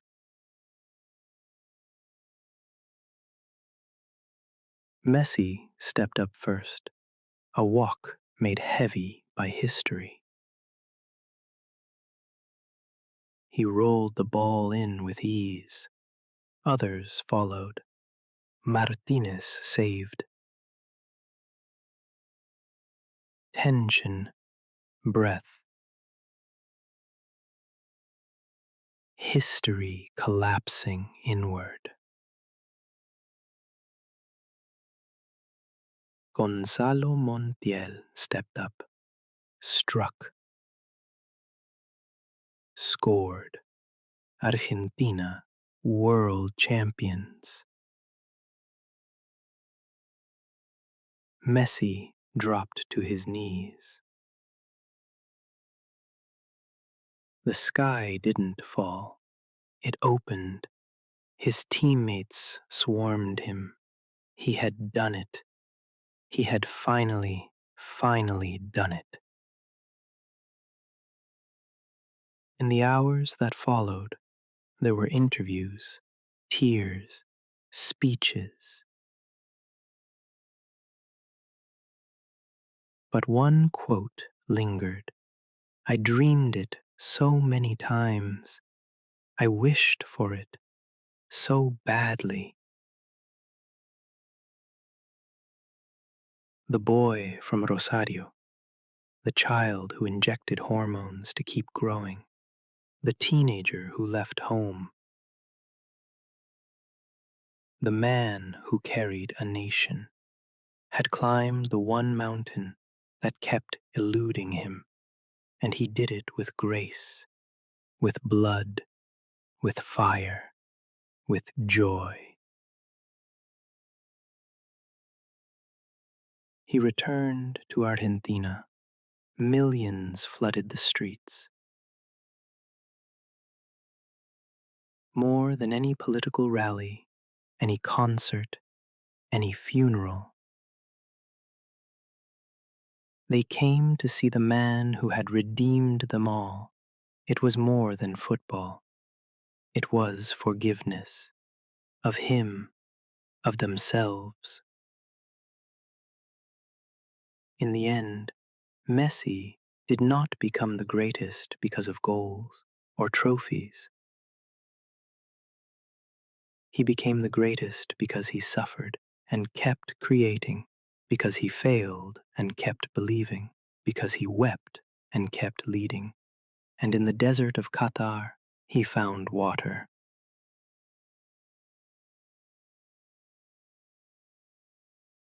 He didn't cry when he lifted the trophy. Not right away. There were too many hands, teammates, coaches, staff, all reaching for a piece of the moment. Too many flashes, too much noise. The gold felt warm in his hands, but distant, like he was holding someone else's story. Only when the cameras pulled back, when the anthem faded, when the confetti stopped falling like artificial rain, did the truth arrive. He had done it, not for the headlines, even for history, but for the little boy in Rosario, who had once chased shadows on dirt pitches, for the grandmother who believed before the world did,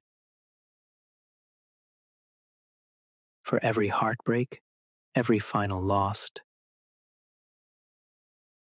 for every moment he had to carry the weight alone. When they returned to Argentina, the streets overflowed, 5 million bodies in motion. Old men climbed streetlights with the agility of youth. Children held homemade flags drawn in crayon. Mothers wept without sound. Banners stretched like riverbanks through the city, and everywhere Messi. His face on murals, his name in every voice, his image flickering across rooftops, bus stops, wrists, balconies. He stood atop the team bus, watching the sea of faces blur into a single tide. He wasn't a footballer anymore. He was folklore. In interviews, he was asked how it felt to have done everything. He shrugged, smiled. "It feels quiet," he said, "and that's enough. Not legacy, not immortality, just quiet." He returned to Paris a champion, but everything had changed. The weight was gone, the need to prove erased. He laughed more in training. He stopped to sign every shirt, every photo. He played not to fulfill a prophecy, but to enjoy what was left. When the end came, it was wordless. No press conference, no final match of tribute, no tears, no thank you banners, just a brief statement. Lionel Messi was leaving Paris. He walked away as he had arrived, quietly, not bitter, not angry, just done, because something had changed. He had already won the World Cup. He had already touched the one thing that had eluded him his entire life. And Paris, for all its promises, had nothing more to offer. And so he looked west, to Miami, to a new chapter, not driven by legacy or silverware, but by something purer, joy.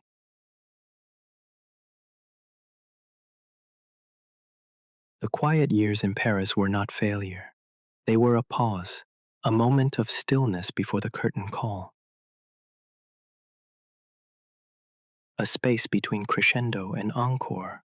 And for Messi, they taught him one final lesson, that legacy isn't forged only in glory,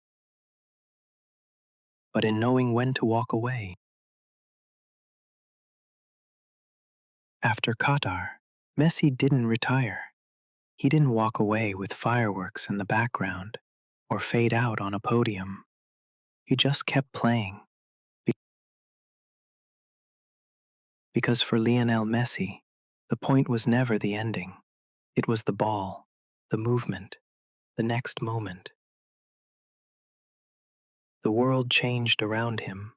Interviews, headlines, sponsors, parades. And yet, he remained strangely untouched by it all. He had nothing left to prove. He had won everything. Not just the trophies, but the arguments, the doubts, the ghosts. There were offers. Barcelona wanted him back. At least the fans did. And he listened, waited, hoped. But the club that had once been his universe couldn't make it work. Financially, logistically, emotionally. It wasn't betrayal, just reality. And so, instead of a grand return, Messi made a quieter decision. He chose peace. He chose Miami. The headlines wrote themselves, Messi to MLS. But beneath the surface, it was something else entirely. Not a retirement, a renewal. A man who had given everything to the highest levels of the game now returned to its simplest form. Smaller stadiums, warmer weather, less pressure, more joy. And in his debut for Inter Miami, he did what he always does. He created magic. It was a free kick in the dying moments, tie game, breathless crowd, the script almost too obvious. But Messi didn't care about scripts. He stood over the ball with the same posture he had at Camp Nou, in Buenos Aires, in Qatar. And when he struck it, the stadium didn't roar, it gasped. The ball curled, kissed the net, and the world felt weightless for a second. He ran to the corner, arms wide, face lit up like a child. It wasn't a statement, it was a reminder that joy still lived in his left foot. The goals kept coming. So did the fans. So did the moments. Not like before, softer, but just as meaningful. Because now, Messi wasn't playing to prove anything. He was playing to remember. The statistics will last forever. 800 plus goals, dozens of trophies, multiple Ballon d'Ors. But those numbers are shadows. The real legacy of Lionel Messi can't be tallied. It can only be felt. It lives in the boy who stayed behind after training to practice left-footed shots because Messi made it look beautiful. In the girl who wore his jersey, not because he was famous, but because he was kind. In the coach who told his team, watch what he does off the ball. That's where the genius is.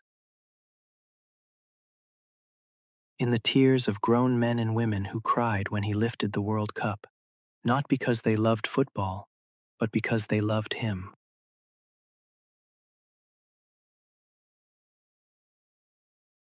He made you feel something, not just awe, but warmth, hope, recognition. He reminded you that you didn't need to be loud to be great, didn't need to seek the spotlight to be seen, didn't need to chase glory to be glorious. He simply showed up, again and again and again, and did something beautiful. The boy from Rosario never left. Not really. He became global, yes, but he never lost the softness in his voice, never dropped the rituals, never shed the humility. He remained the son, the father, the cousin, the teammate. He never sold the image, because the image was real. Some players win titles, others change games. Messi did both. But what made him unique is that he didn't just change the game, he changed us. He made greatness feel human. He made magic feel possible. He made silence louder than shouting. Watch the way he walked, head down, modest, focused, as if he was carrying something fragile, because he was. Our hopes, our wonder, our impossible expectations. And he carried them not with arrogance, but with grace. The kids who watched him play will grow old. Some will become players. some parents, some storytellers, but they will remember not just what he won, but how he made them feel, how he reminded them that quietness can be strength, that humility can be power, that brilliance doesn't need to announce itself, it just needs space. Messi will stop playing one day. The boots will be hung, the cameras will dim, and someone else will wear the number 10. But they won't wear it the same, because there will always be a gap, a silence where his music used to be.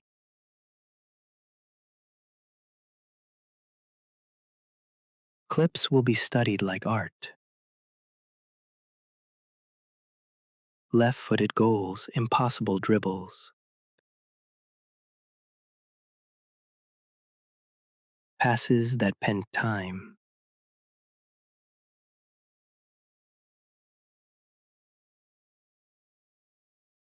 But his real masterpiece was consistency,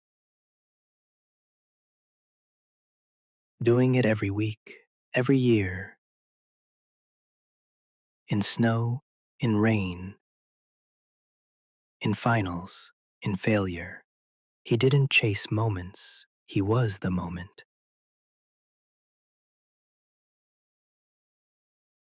There will be other champions, other names, other stars, but there will never be another Lionel Messi, because he wasn't just the greatest player, he was the purest. A boy who loved a ball and made the world fall in love with the game.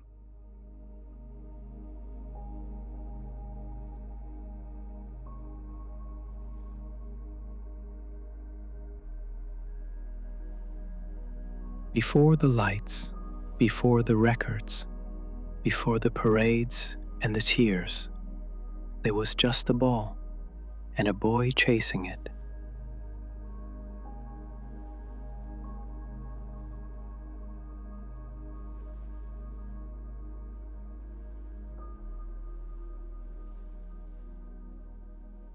Through their eyes, there are some stories that can only be told by others, some truths that only emerge when filtered through the eyes of those who witnessed it firsthand. Lionel Messi's legend is one of them. From his mentors, Pep Guardiola once said, "Don't write about him, don't try to describe him, just watch." But of course he did describe him, over and over. He's the best I've ever seen. He makes the difficult look simple, and the simple look divine. Johan Cruyff, the godfather of Barcelona's philosophy, said during Messi's early years, "He's different. He plays like he was born to do it, like he's just remembering something from another life." From his teammates, Andres Iniesta, the quiet genius beside him for over a decade, once whispered, "With Leo, you pass the ball and something magical happens. You learn to trust silence. He doesn't speak much, but he always speaks with the ball." Xavi Hernandez, orchestrator of the midfield, explained it this way: "You give him space, he dances. You close him down, he disappears, and then reappears behind you." Even Neymar, who left Barcelona seeking his own spotlight, never lost reverence. "Playing with Messi is like playing beside a god. I'd watch him in training and wonder if I was dreaming." At PSG, Angel Di Maria admitted. Leo didn't have to adjust to us. We adjusted to him.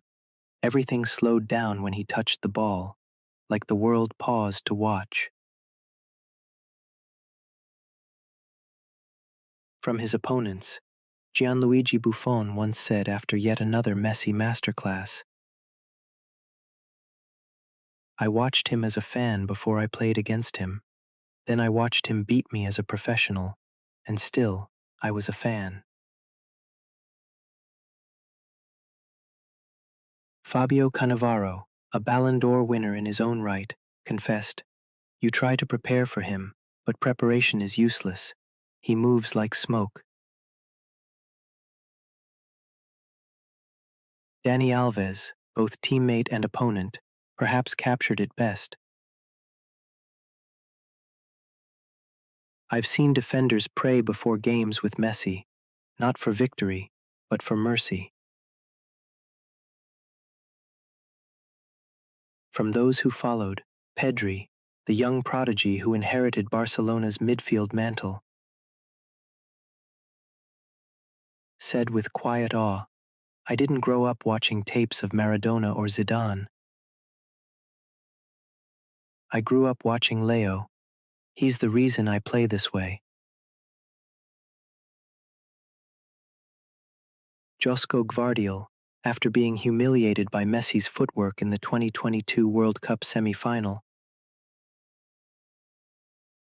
simply said, "There's no shame in being beaten by him, only honor."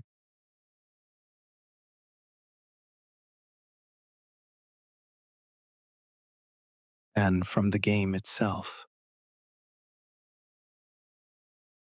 Gary Lineker, once an England striker, now a voice for football's memory, summed it up in a broadcast.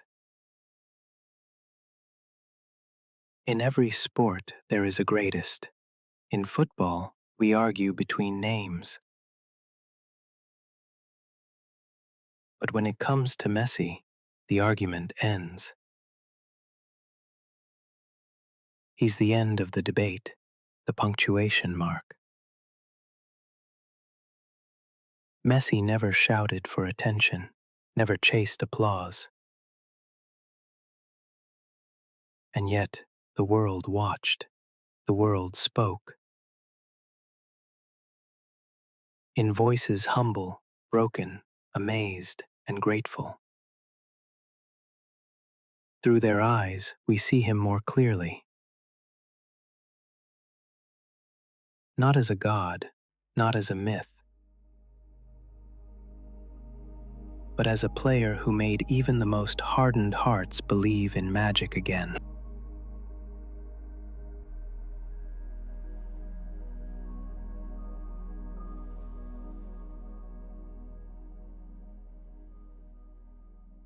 A statistical reflection on Lionel Messi's eternal greatness.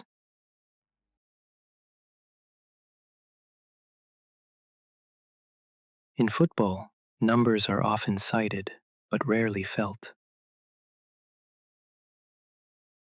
With Lionel Messi, they echo, they breathe. They speak a language that statistics alone cannot capture.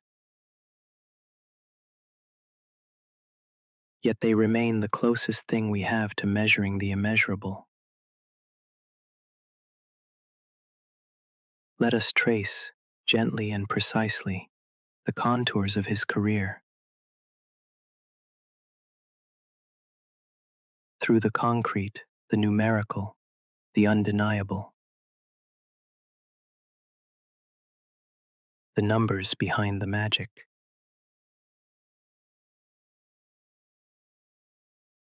835 goals.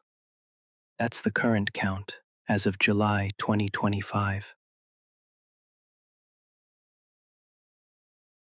Across club and country, Messi has found the net 835 times. A figure that continues to stretch the limits of what we once believed possible. But even this number, staggering as it is, only tells part of the story. 366 assists, perhaps more revealing, because Messi was never just a goal scorer, he was a giver, a visionary, an architect. He has directly created over 1,200 goals in professional football.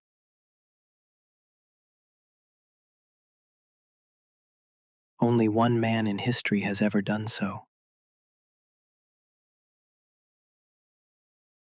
Barcelona, 778 games, 672 goals, 303 assists. Here lies the heart of his myth. 17 seasons, one club. A love affair stitched into the DNA of football. His 672 goals for Barcelona remain the record for most goals scored for a single club. His 303 assists remain an extension of his genius, always seeing what others missed. La Liga top scorer, 474 goals. 7-time Pichichi winner. 10 La Liga titles. 4 Champions League. 3 Club World Cups. 7 Copa del Reys. 3 UEFA Super Cups. 8 Spanish Super Cups. No player in history has meant more to one club than Messi did to Barcelona. In every goal, assist, or pause between them, there was art. Paris Saint-Germain. 75 games, 32 goals, 35 assists. A quieter chapter, but not without brilliance. Across 2 seasons in France, Messi delivered a combined 67 goal involvements, with his second season showing vintage flashes of the old rhythm. Though it never quite felt like home, Messi still painted in Paris, just with fewer brushstrokes. Inter Miami, 41 games, 24 goals, 13 assists, as of July 2025.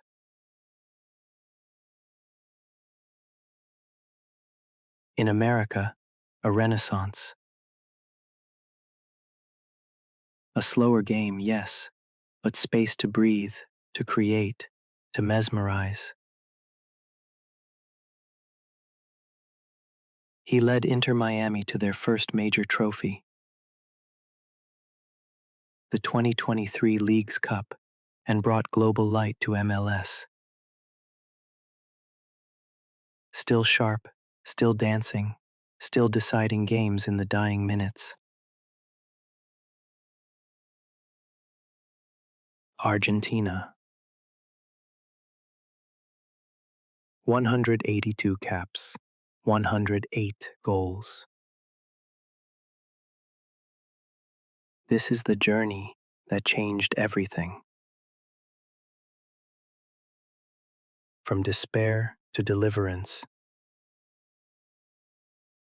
Messi's international story is perhaps the most human.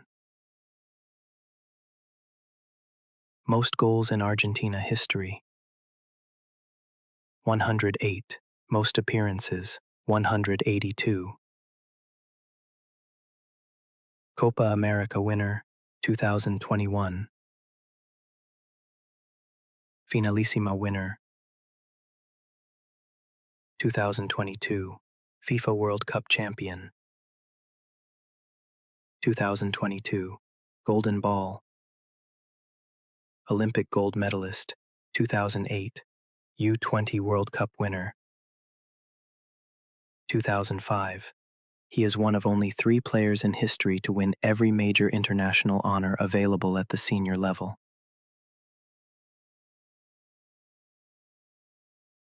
For a boy once told he was too small to succeed,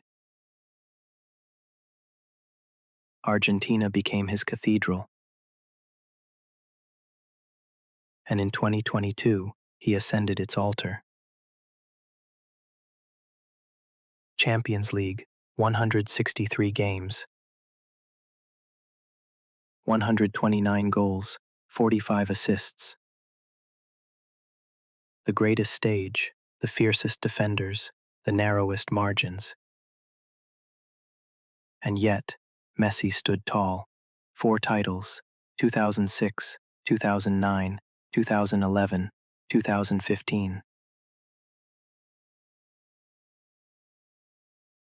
Most goals in the group stage, 80. Fastest to 100 goals in the competition's history. Scored in 17 consecutive seasons. He redefined how we understand dominance at the elite level. There were hat tricks, solo runs, chips, screamers, all against Europe's finest. Trophy count, 44 major titles. The most decorated footballer in the sport's long and golden history. Let it be written, 10 La Liga, 7 Copa del Rey, 8 Spanish Super Cups, 4 Champions Leagues, 3 UEFA Super Cups, 3 FIFA Club World Cups,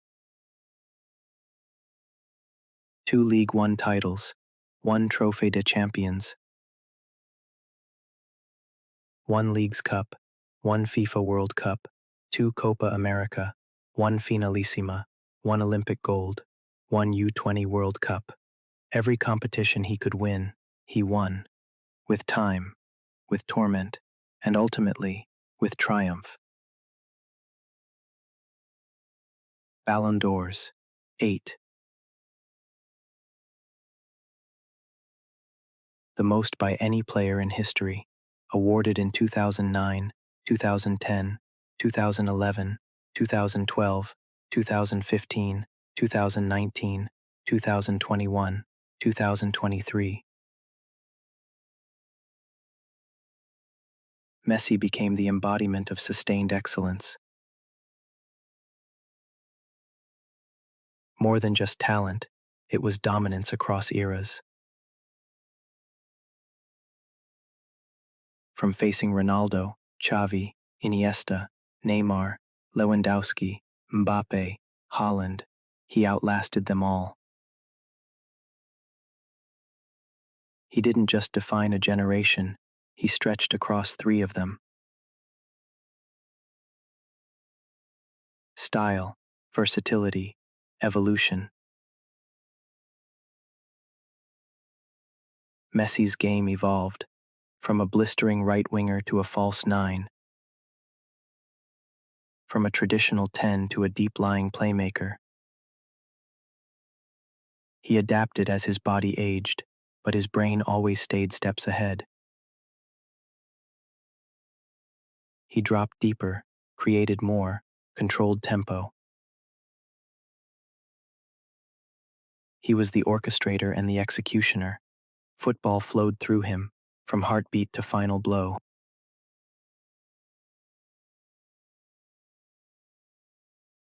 Messi has logged 20 professional seasons, 17 consecutive campaigns with 30-plus goal contributions.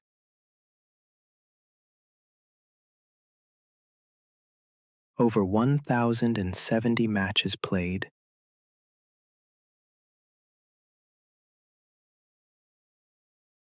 More than 95,000 minutes on the pitch.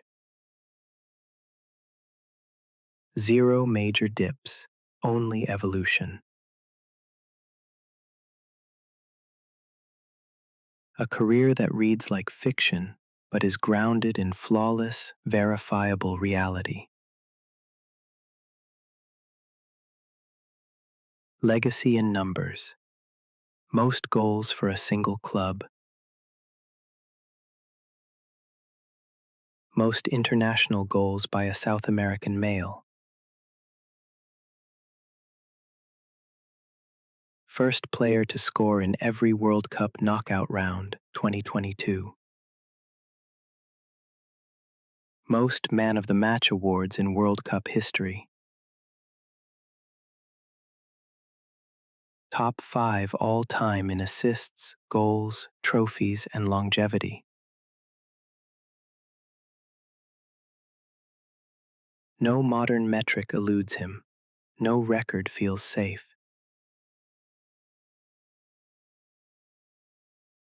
To match Lionel Messi's career, a footballer would need to begin not just playing, but dominating the professional game as a teenager.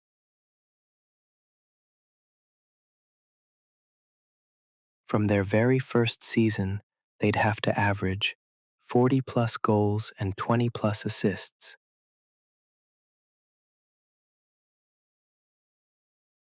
Every year, for 2 decades straight.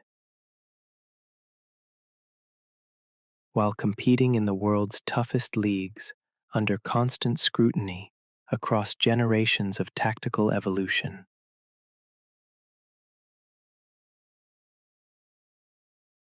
They'd have to stay injury-free, immune to burnout, impervious to pressure. They'd need to win 10-plus league titles, 5-plus Champions Leagues, at least one World Cup, and secure multiple Ballon d'Ors, not as outliers, but as expectations.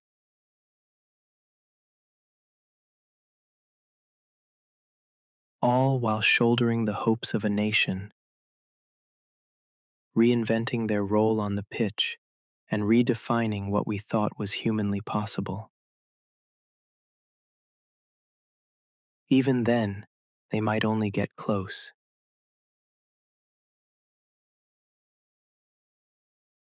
Because what Messi has done isn't just rare, it may be irreproducible.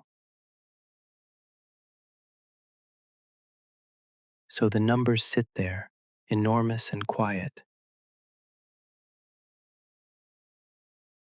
like monuments carved into the game's fabric.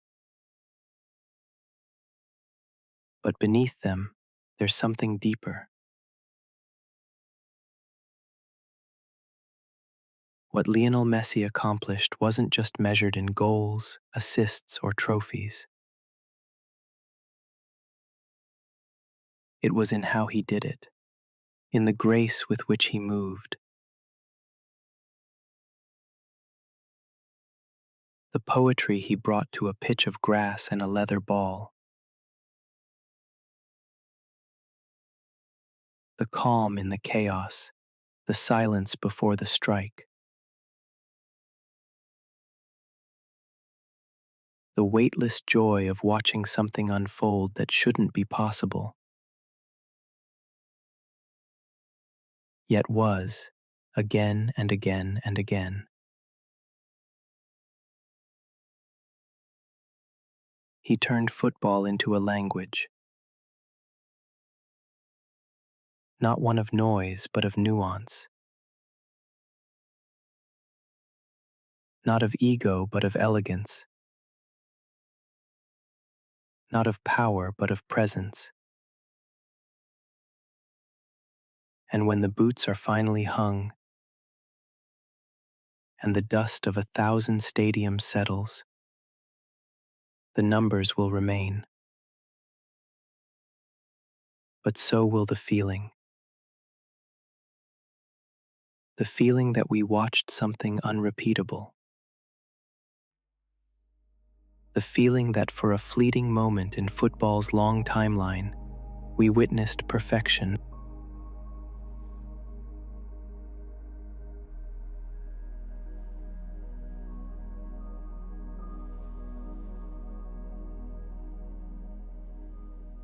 The throne and the shadow.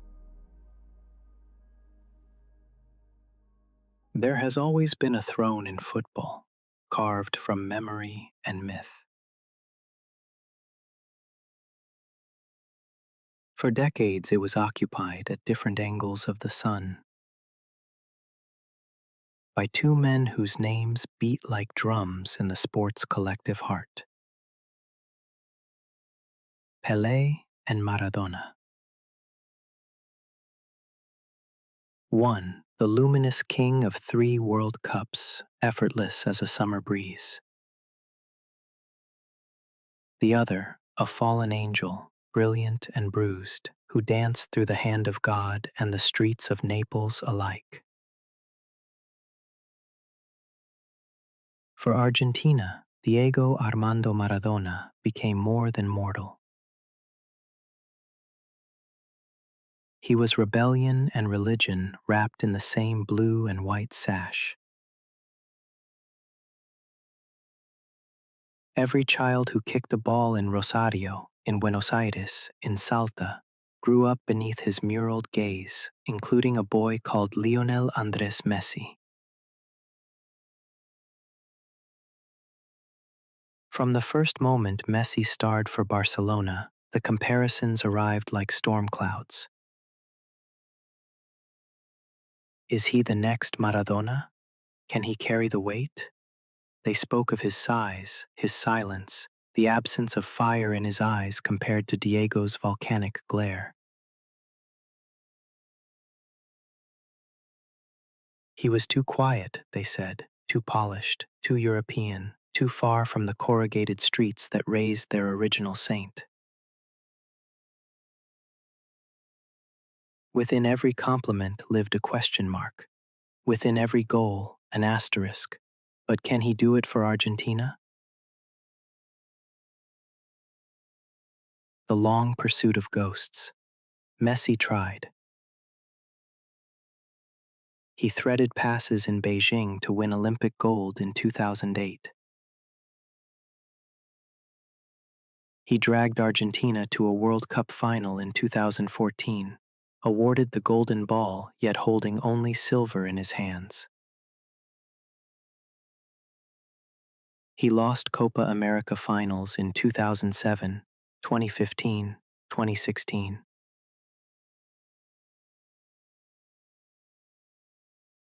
With each heartbreak, the shadow grew longer, Diego's silhouette stretching across the sky.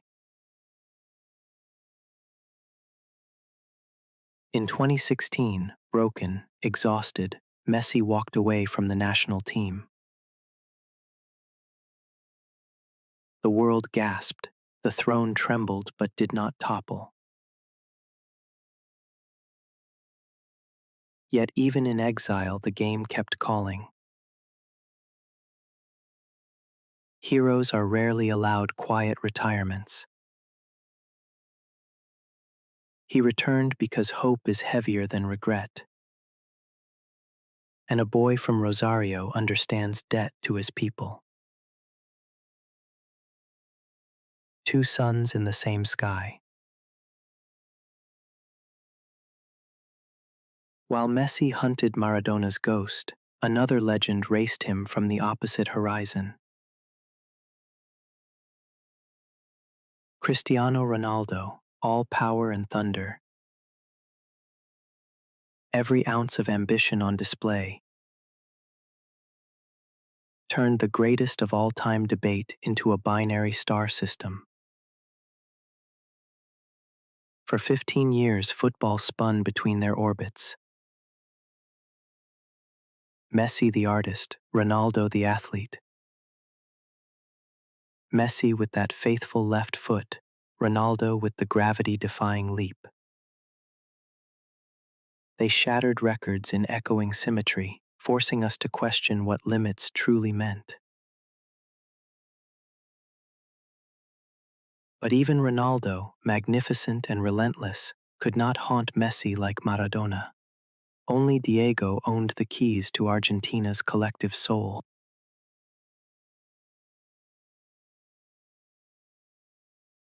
Only Diego defined an entire nation's self-image in 90 minutes against England.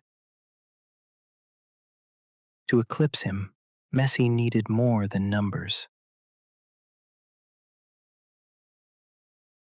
He needed a moment that felt ordained. Lusail, 18 December 2022. The World Cup final against France was not a match. It was an exorcism filmed in high definition. Messi scored, assisted, scored again in the shootout. He lifted the golden trophy, and in that instant, the shadow dissolved, not in confrontation, but in communion. You could almost imagine a grin forming in heaven, Diego nodding, the torch finally passed. From that night forward, something changed in the global conversation. It wasn't that the arguments ceased. Football loves its tavern debates, but the center of gravity shifted. When the last, loudest doubt fell away, Messi's resume stood unassailable. The goals, the assists, the trophies, the longevity, and now, the grail itself. The throne no longer felt overcrowded. It simply expanded, accommodating a new occupant who had never wished to dethrone but to complete. Pelé, Maradona, Messi. Pelé played football as a sunrise, bright, inevitable, happy. Maradona played as a thunderstorm, violent, electric, tragic. Messi plays as a moonlit tide, peaceful yet irresistible, pulling everything toward him without a sound. Pelé gave the game its first global smile. Maradona gave it its most intoxicating myth. Messi gave it stillness, the hush before a free kick, the breath held as 5 defenders slide by, the subtle drop of a shoulder that rewrites geometry. He is proof that beauty can coexist with efficiency, that humility can wear a crown without tilting. Consensus in the age of dissent. In an era where every goal is clipped, dissected, litigated by a million voices online, consensus feels impossible. Yet, after Qatar, headlines from Buenos Aires to Barcelona, from Lagos to Tokyo, carried the same reluctant awe. Greatest of all time. Pundits who once hedged now spoke plainly. Rivals paid tribute. Even Ronaldo's staunchest loyalists nodded in concession, the way chess players tip a fallen king. Statisticians underlined the verdict with ink: 835 goals, 366 assists, 44 major trophies, 8 Ballon d'Ors. But the numbers told only what he did. The eyes remembered how. The throne today. So Messi sits, not above Pele and Maradona, but beside them, forming a trinity of epochs. The beginning, the turbulence, the quiet miracle. 3 chapters in football's epic, each necessary, none identical. And yet, even among gods, there are gradations of light. Messi's is the gentlest, and perhaps the brightest, precisely because it does not seek to blind. He conquered without shouting, ruled without declaring, loved the ball like a friend rather than a weapon, beyond comparison. Ask yourself, will there ever be another? Could any prodigy shoulder 20 seasons of perfection and exit unscarred? The sport is faster now, defenders stronger, seasons longer, scrutiny harsher.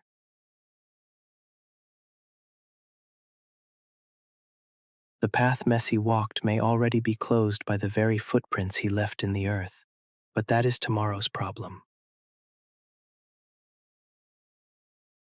Tonight, we acknowledge the moment.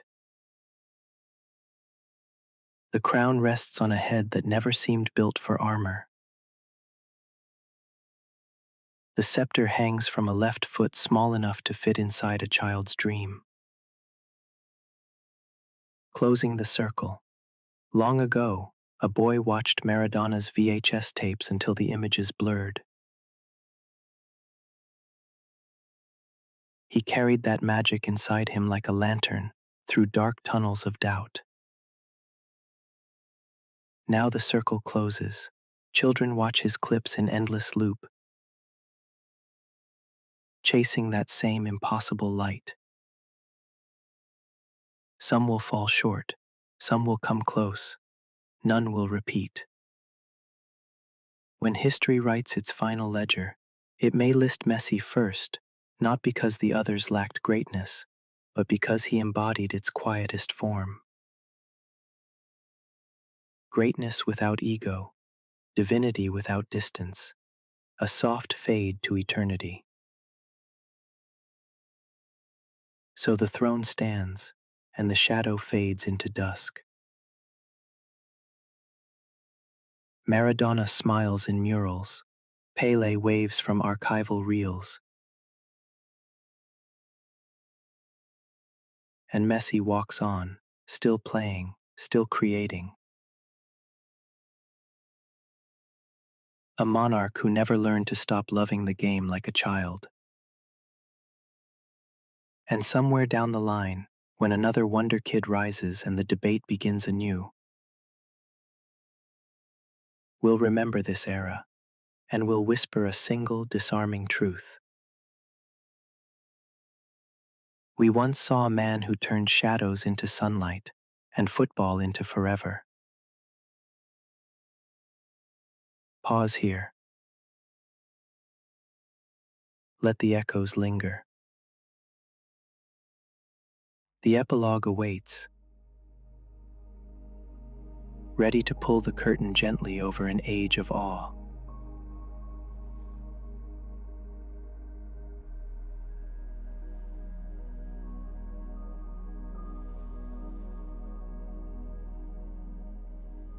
In his own word. Before the roars of stadiums, before the deafening adoration, there was a boy who barely spoke. For years, Lionel Messi let his football carry the story. His left foot wrote in a language the world could read. But across scattered interviews, press rooms, and documentaries, his voice has emerged, quiet, direct. Each quote a mirror, sometimes cracked, sometimes clear, offering glimpses into the soul of the player the world watched but rarely heard. Now, in his own words, we listen.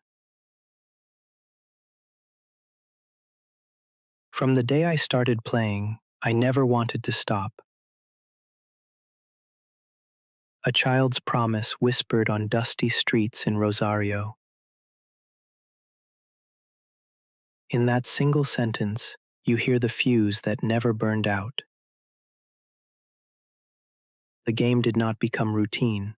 It remained an endless morning. I always had faith I would grow, maybe not in height, but in the things that mattered. Diagnosed, injected, doubted. Yet belief kept expanding even when bones did not. Growth for him was measured in daring touches, not centimeters. It took me 17 years and 114 days to become an overnight success. He does not sugarcoat the climb. Greatness is not a gift. It is interest paid daily on a loan nobody believed he could repay. My grandmother took me to my first games. Every goal is still for her.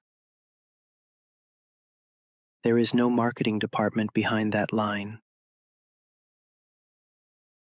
Only grief and gratitude intertwined. He does not blow kisses to sponsors. He points to the sky because memory is a compass. Leaving Rosario was the hardest decision of my life. The cost of a dream often hides in the silence of departure lounges.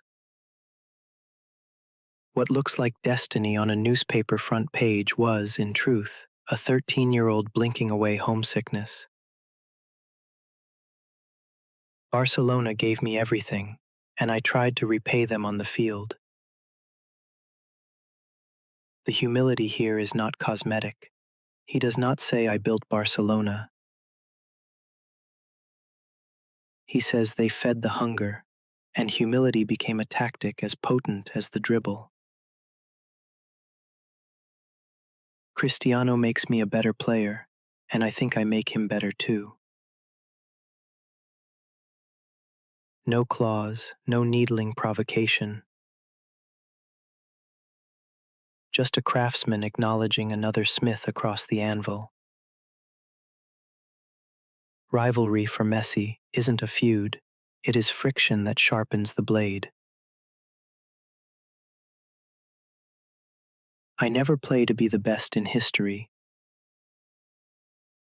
I play to improve myself every day, to win titles and make people happy. Motivation here isn't abstract, it's rooted in purpose. Legacy to Messi isn't something you chase.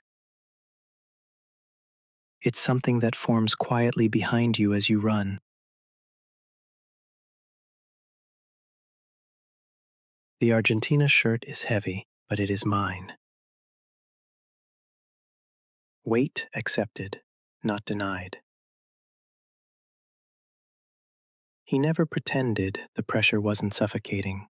He simply chose to breathe anyway. 2016 MetLife Stadium. For me, the national team is over. Raw defeat distilled to 12 words. It was not theater. It was a man collapsing under accumulated years of almost. And yet stepping away became the space in which resolve recrystallized. This Copa is for everyone who kept believing. Maracana 2021. Note the subject, not for me, not even for us, but for everyone. Victory turned him outward, converting personal release into collective relief. I dreamed it so many times, and here it is. Lusail, 2022. There is no fireworks-worthy bravado, just wonder. After 172 caps, 26 major finals, and a lifetime of scrutiny, the most extraordinary moment is delivered in a whisper. The day you think there is nothing left to improve is a sad one for any player. That sentence dismantles the myth that greatness is a destination. For Messi, mastery is a staircase with no final step. Each match a chance to refine the invisible.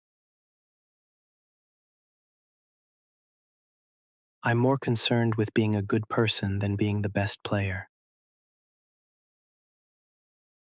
And that, perhaps, is the clearest window of all. In a world obsessed with crowns and records, he's still asking himself a quieter question, closing reflection.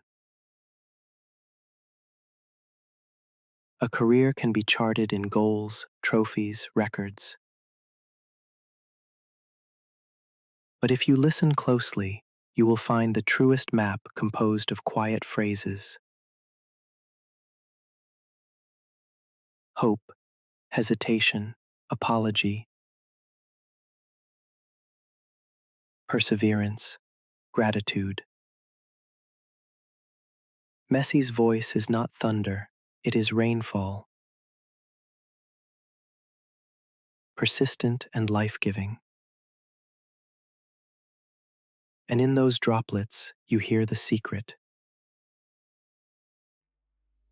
A legend can still be gentle. A giant can still be gracious. And a man can carry the weight of a country without ever raising his own volume.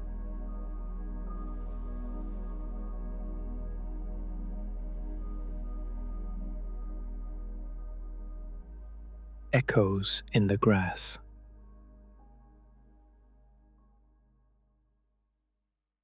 A boy whose legs were too short and whose body too fragile, but whose world made sense only when the ball rolled at his feet. In Rosario, on a patch of uneven dirt, a quiet rhythm began. A rhythm the world would one day recognize as poetry. He didn't demand greatness, he whispered to it, and in return, it followed him across continents, across decades. He never needed to be loud. In an era that shouted, he remained still. In a world addicted to attention, he played like no one was watching. But they were. From dusty streets to cathedral stadiums, they watched. Not for tricks, not for theatrics, but for the truth in his touch. Because when Messi moved, the game moved with him. He didn't just play football, he revealed it.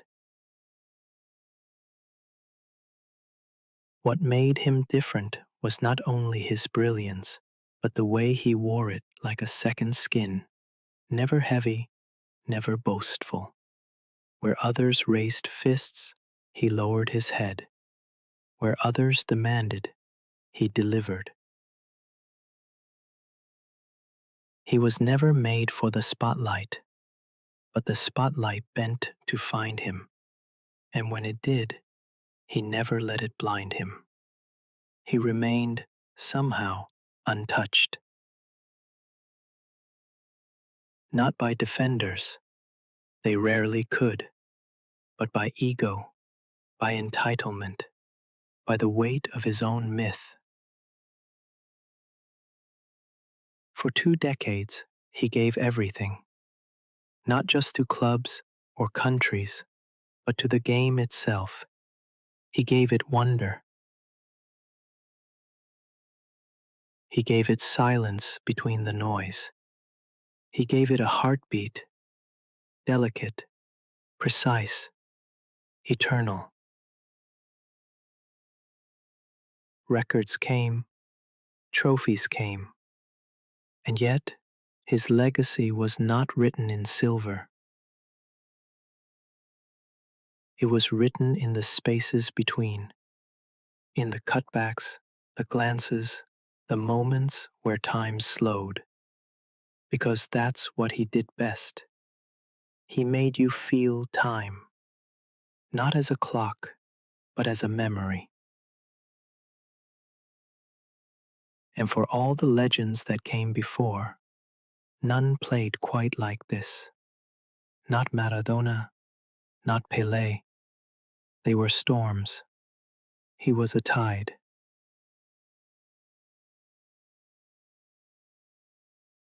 Relentless, quiet, inevitable. And just like the sea shapes the shore, Messi shaped the soul of football. Not with chaos, but with calm. Now, as the sun lowers on his playing days and the echoes of stadiums begin to fade, we look back not with sorrow, but with something gentler, gratitude. Gratitude that we were here in this lifetime to witness him, to grow alongside his story, to share a world where Lionel Messi was not a myth, but a man in motion. One day, children will ask, and we will try to explain.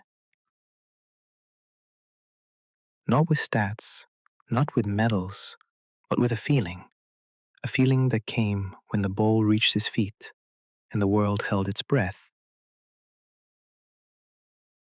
We will tell him of Barcelona nights, of Maracanã tears, of Qatar glory, of the man who never roared, but still moved mountains.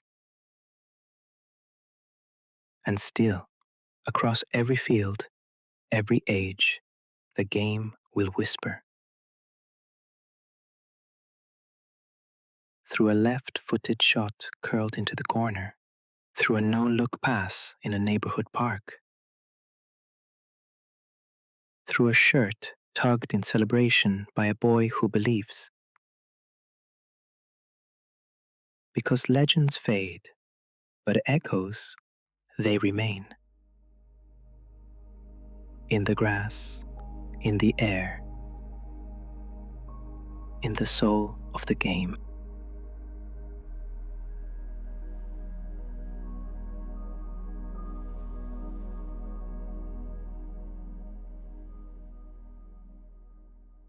Long after the final whistle, when the crowds have gone and the banners have faded beneath rain and time, one figure still lingers in memory.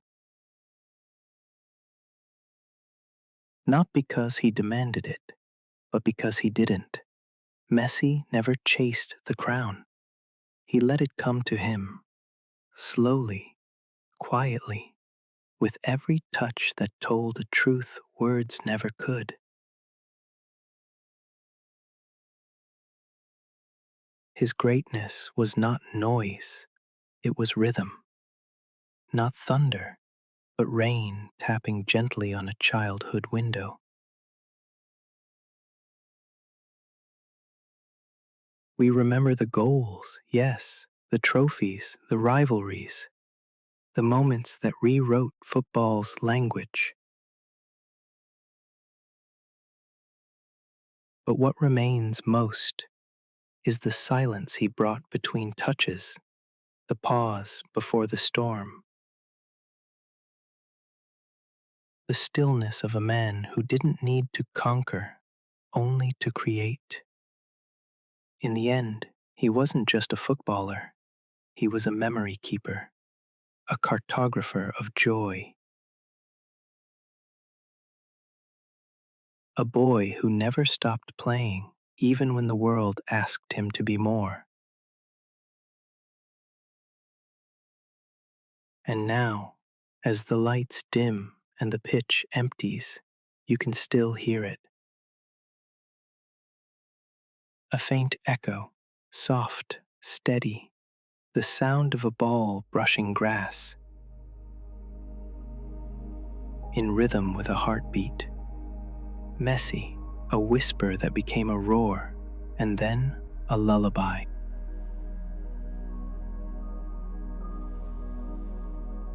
Thank you for listening. Until next time, may the echoes guide you home.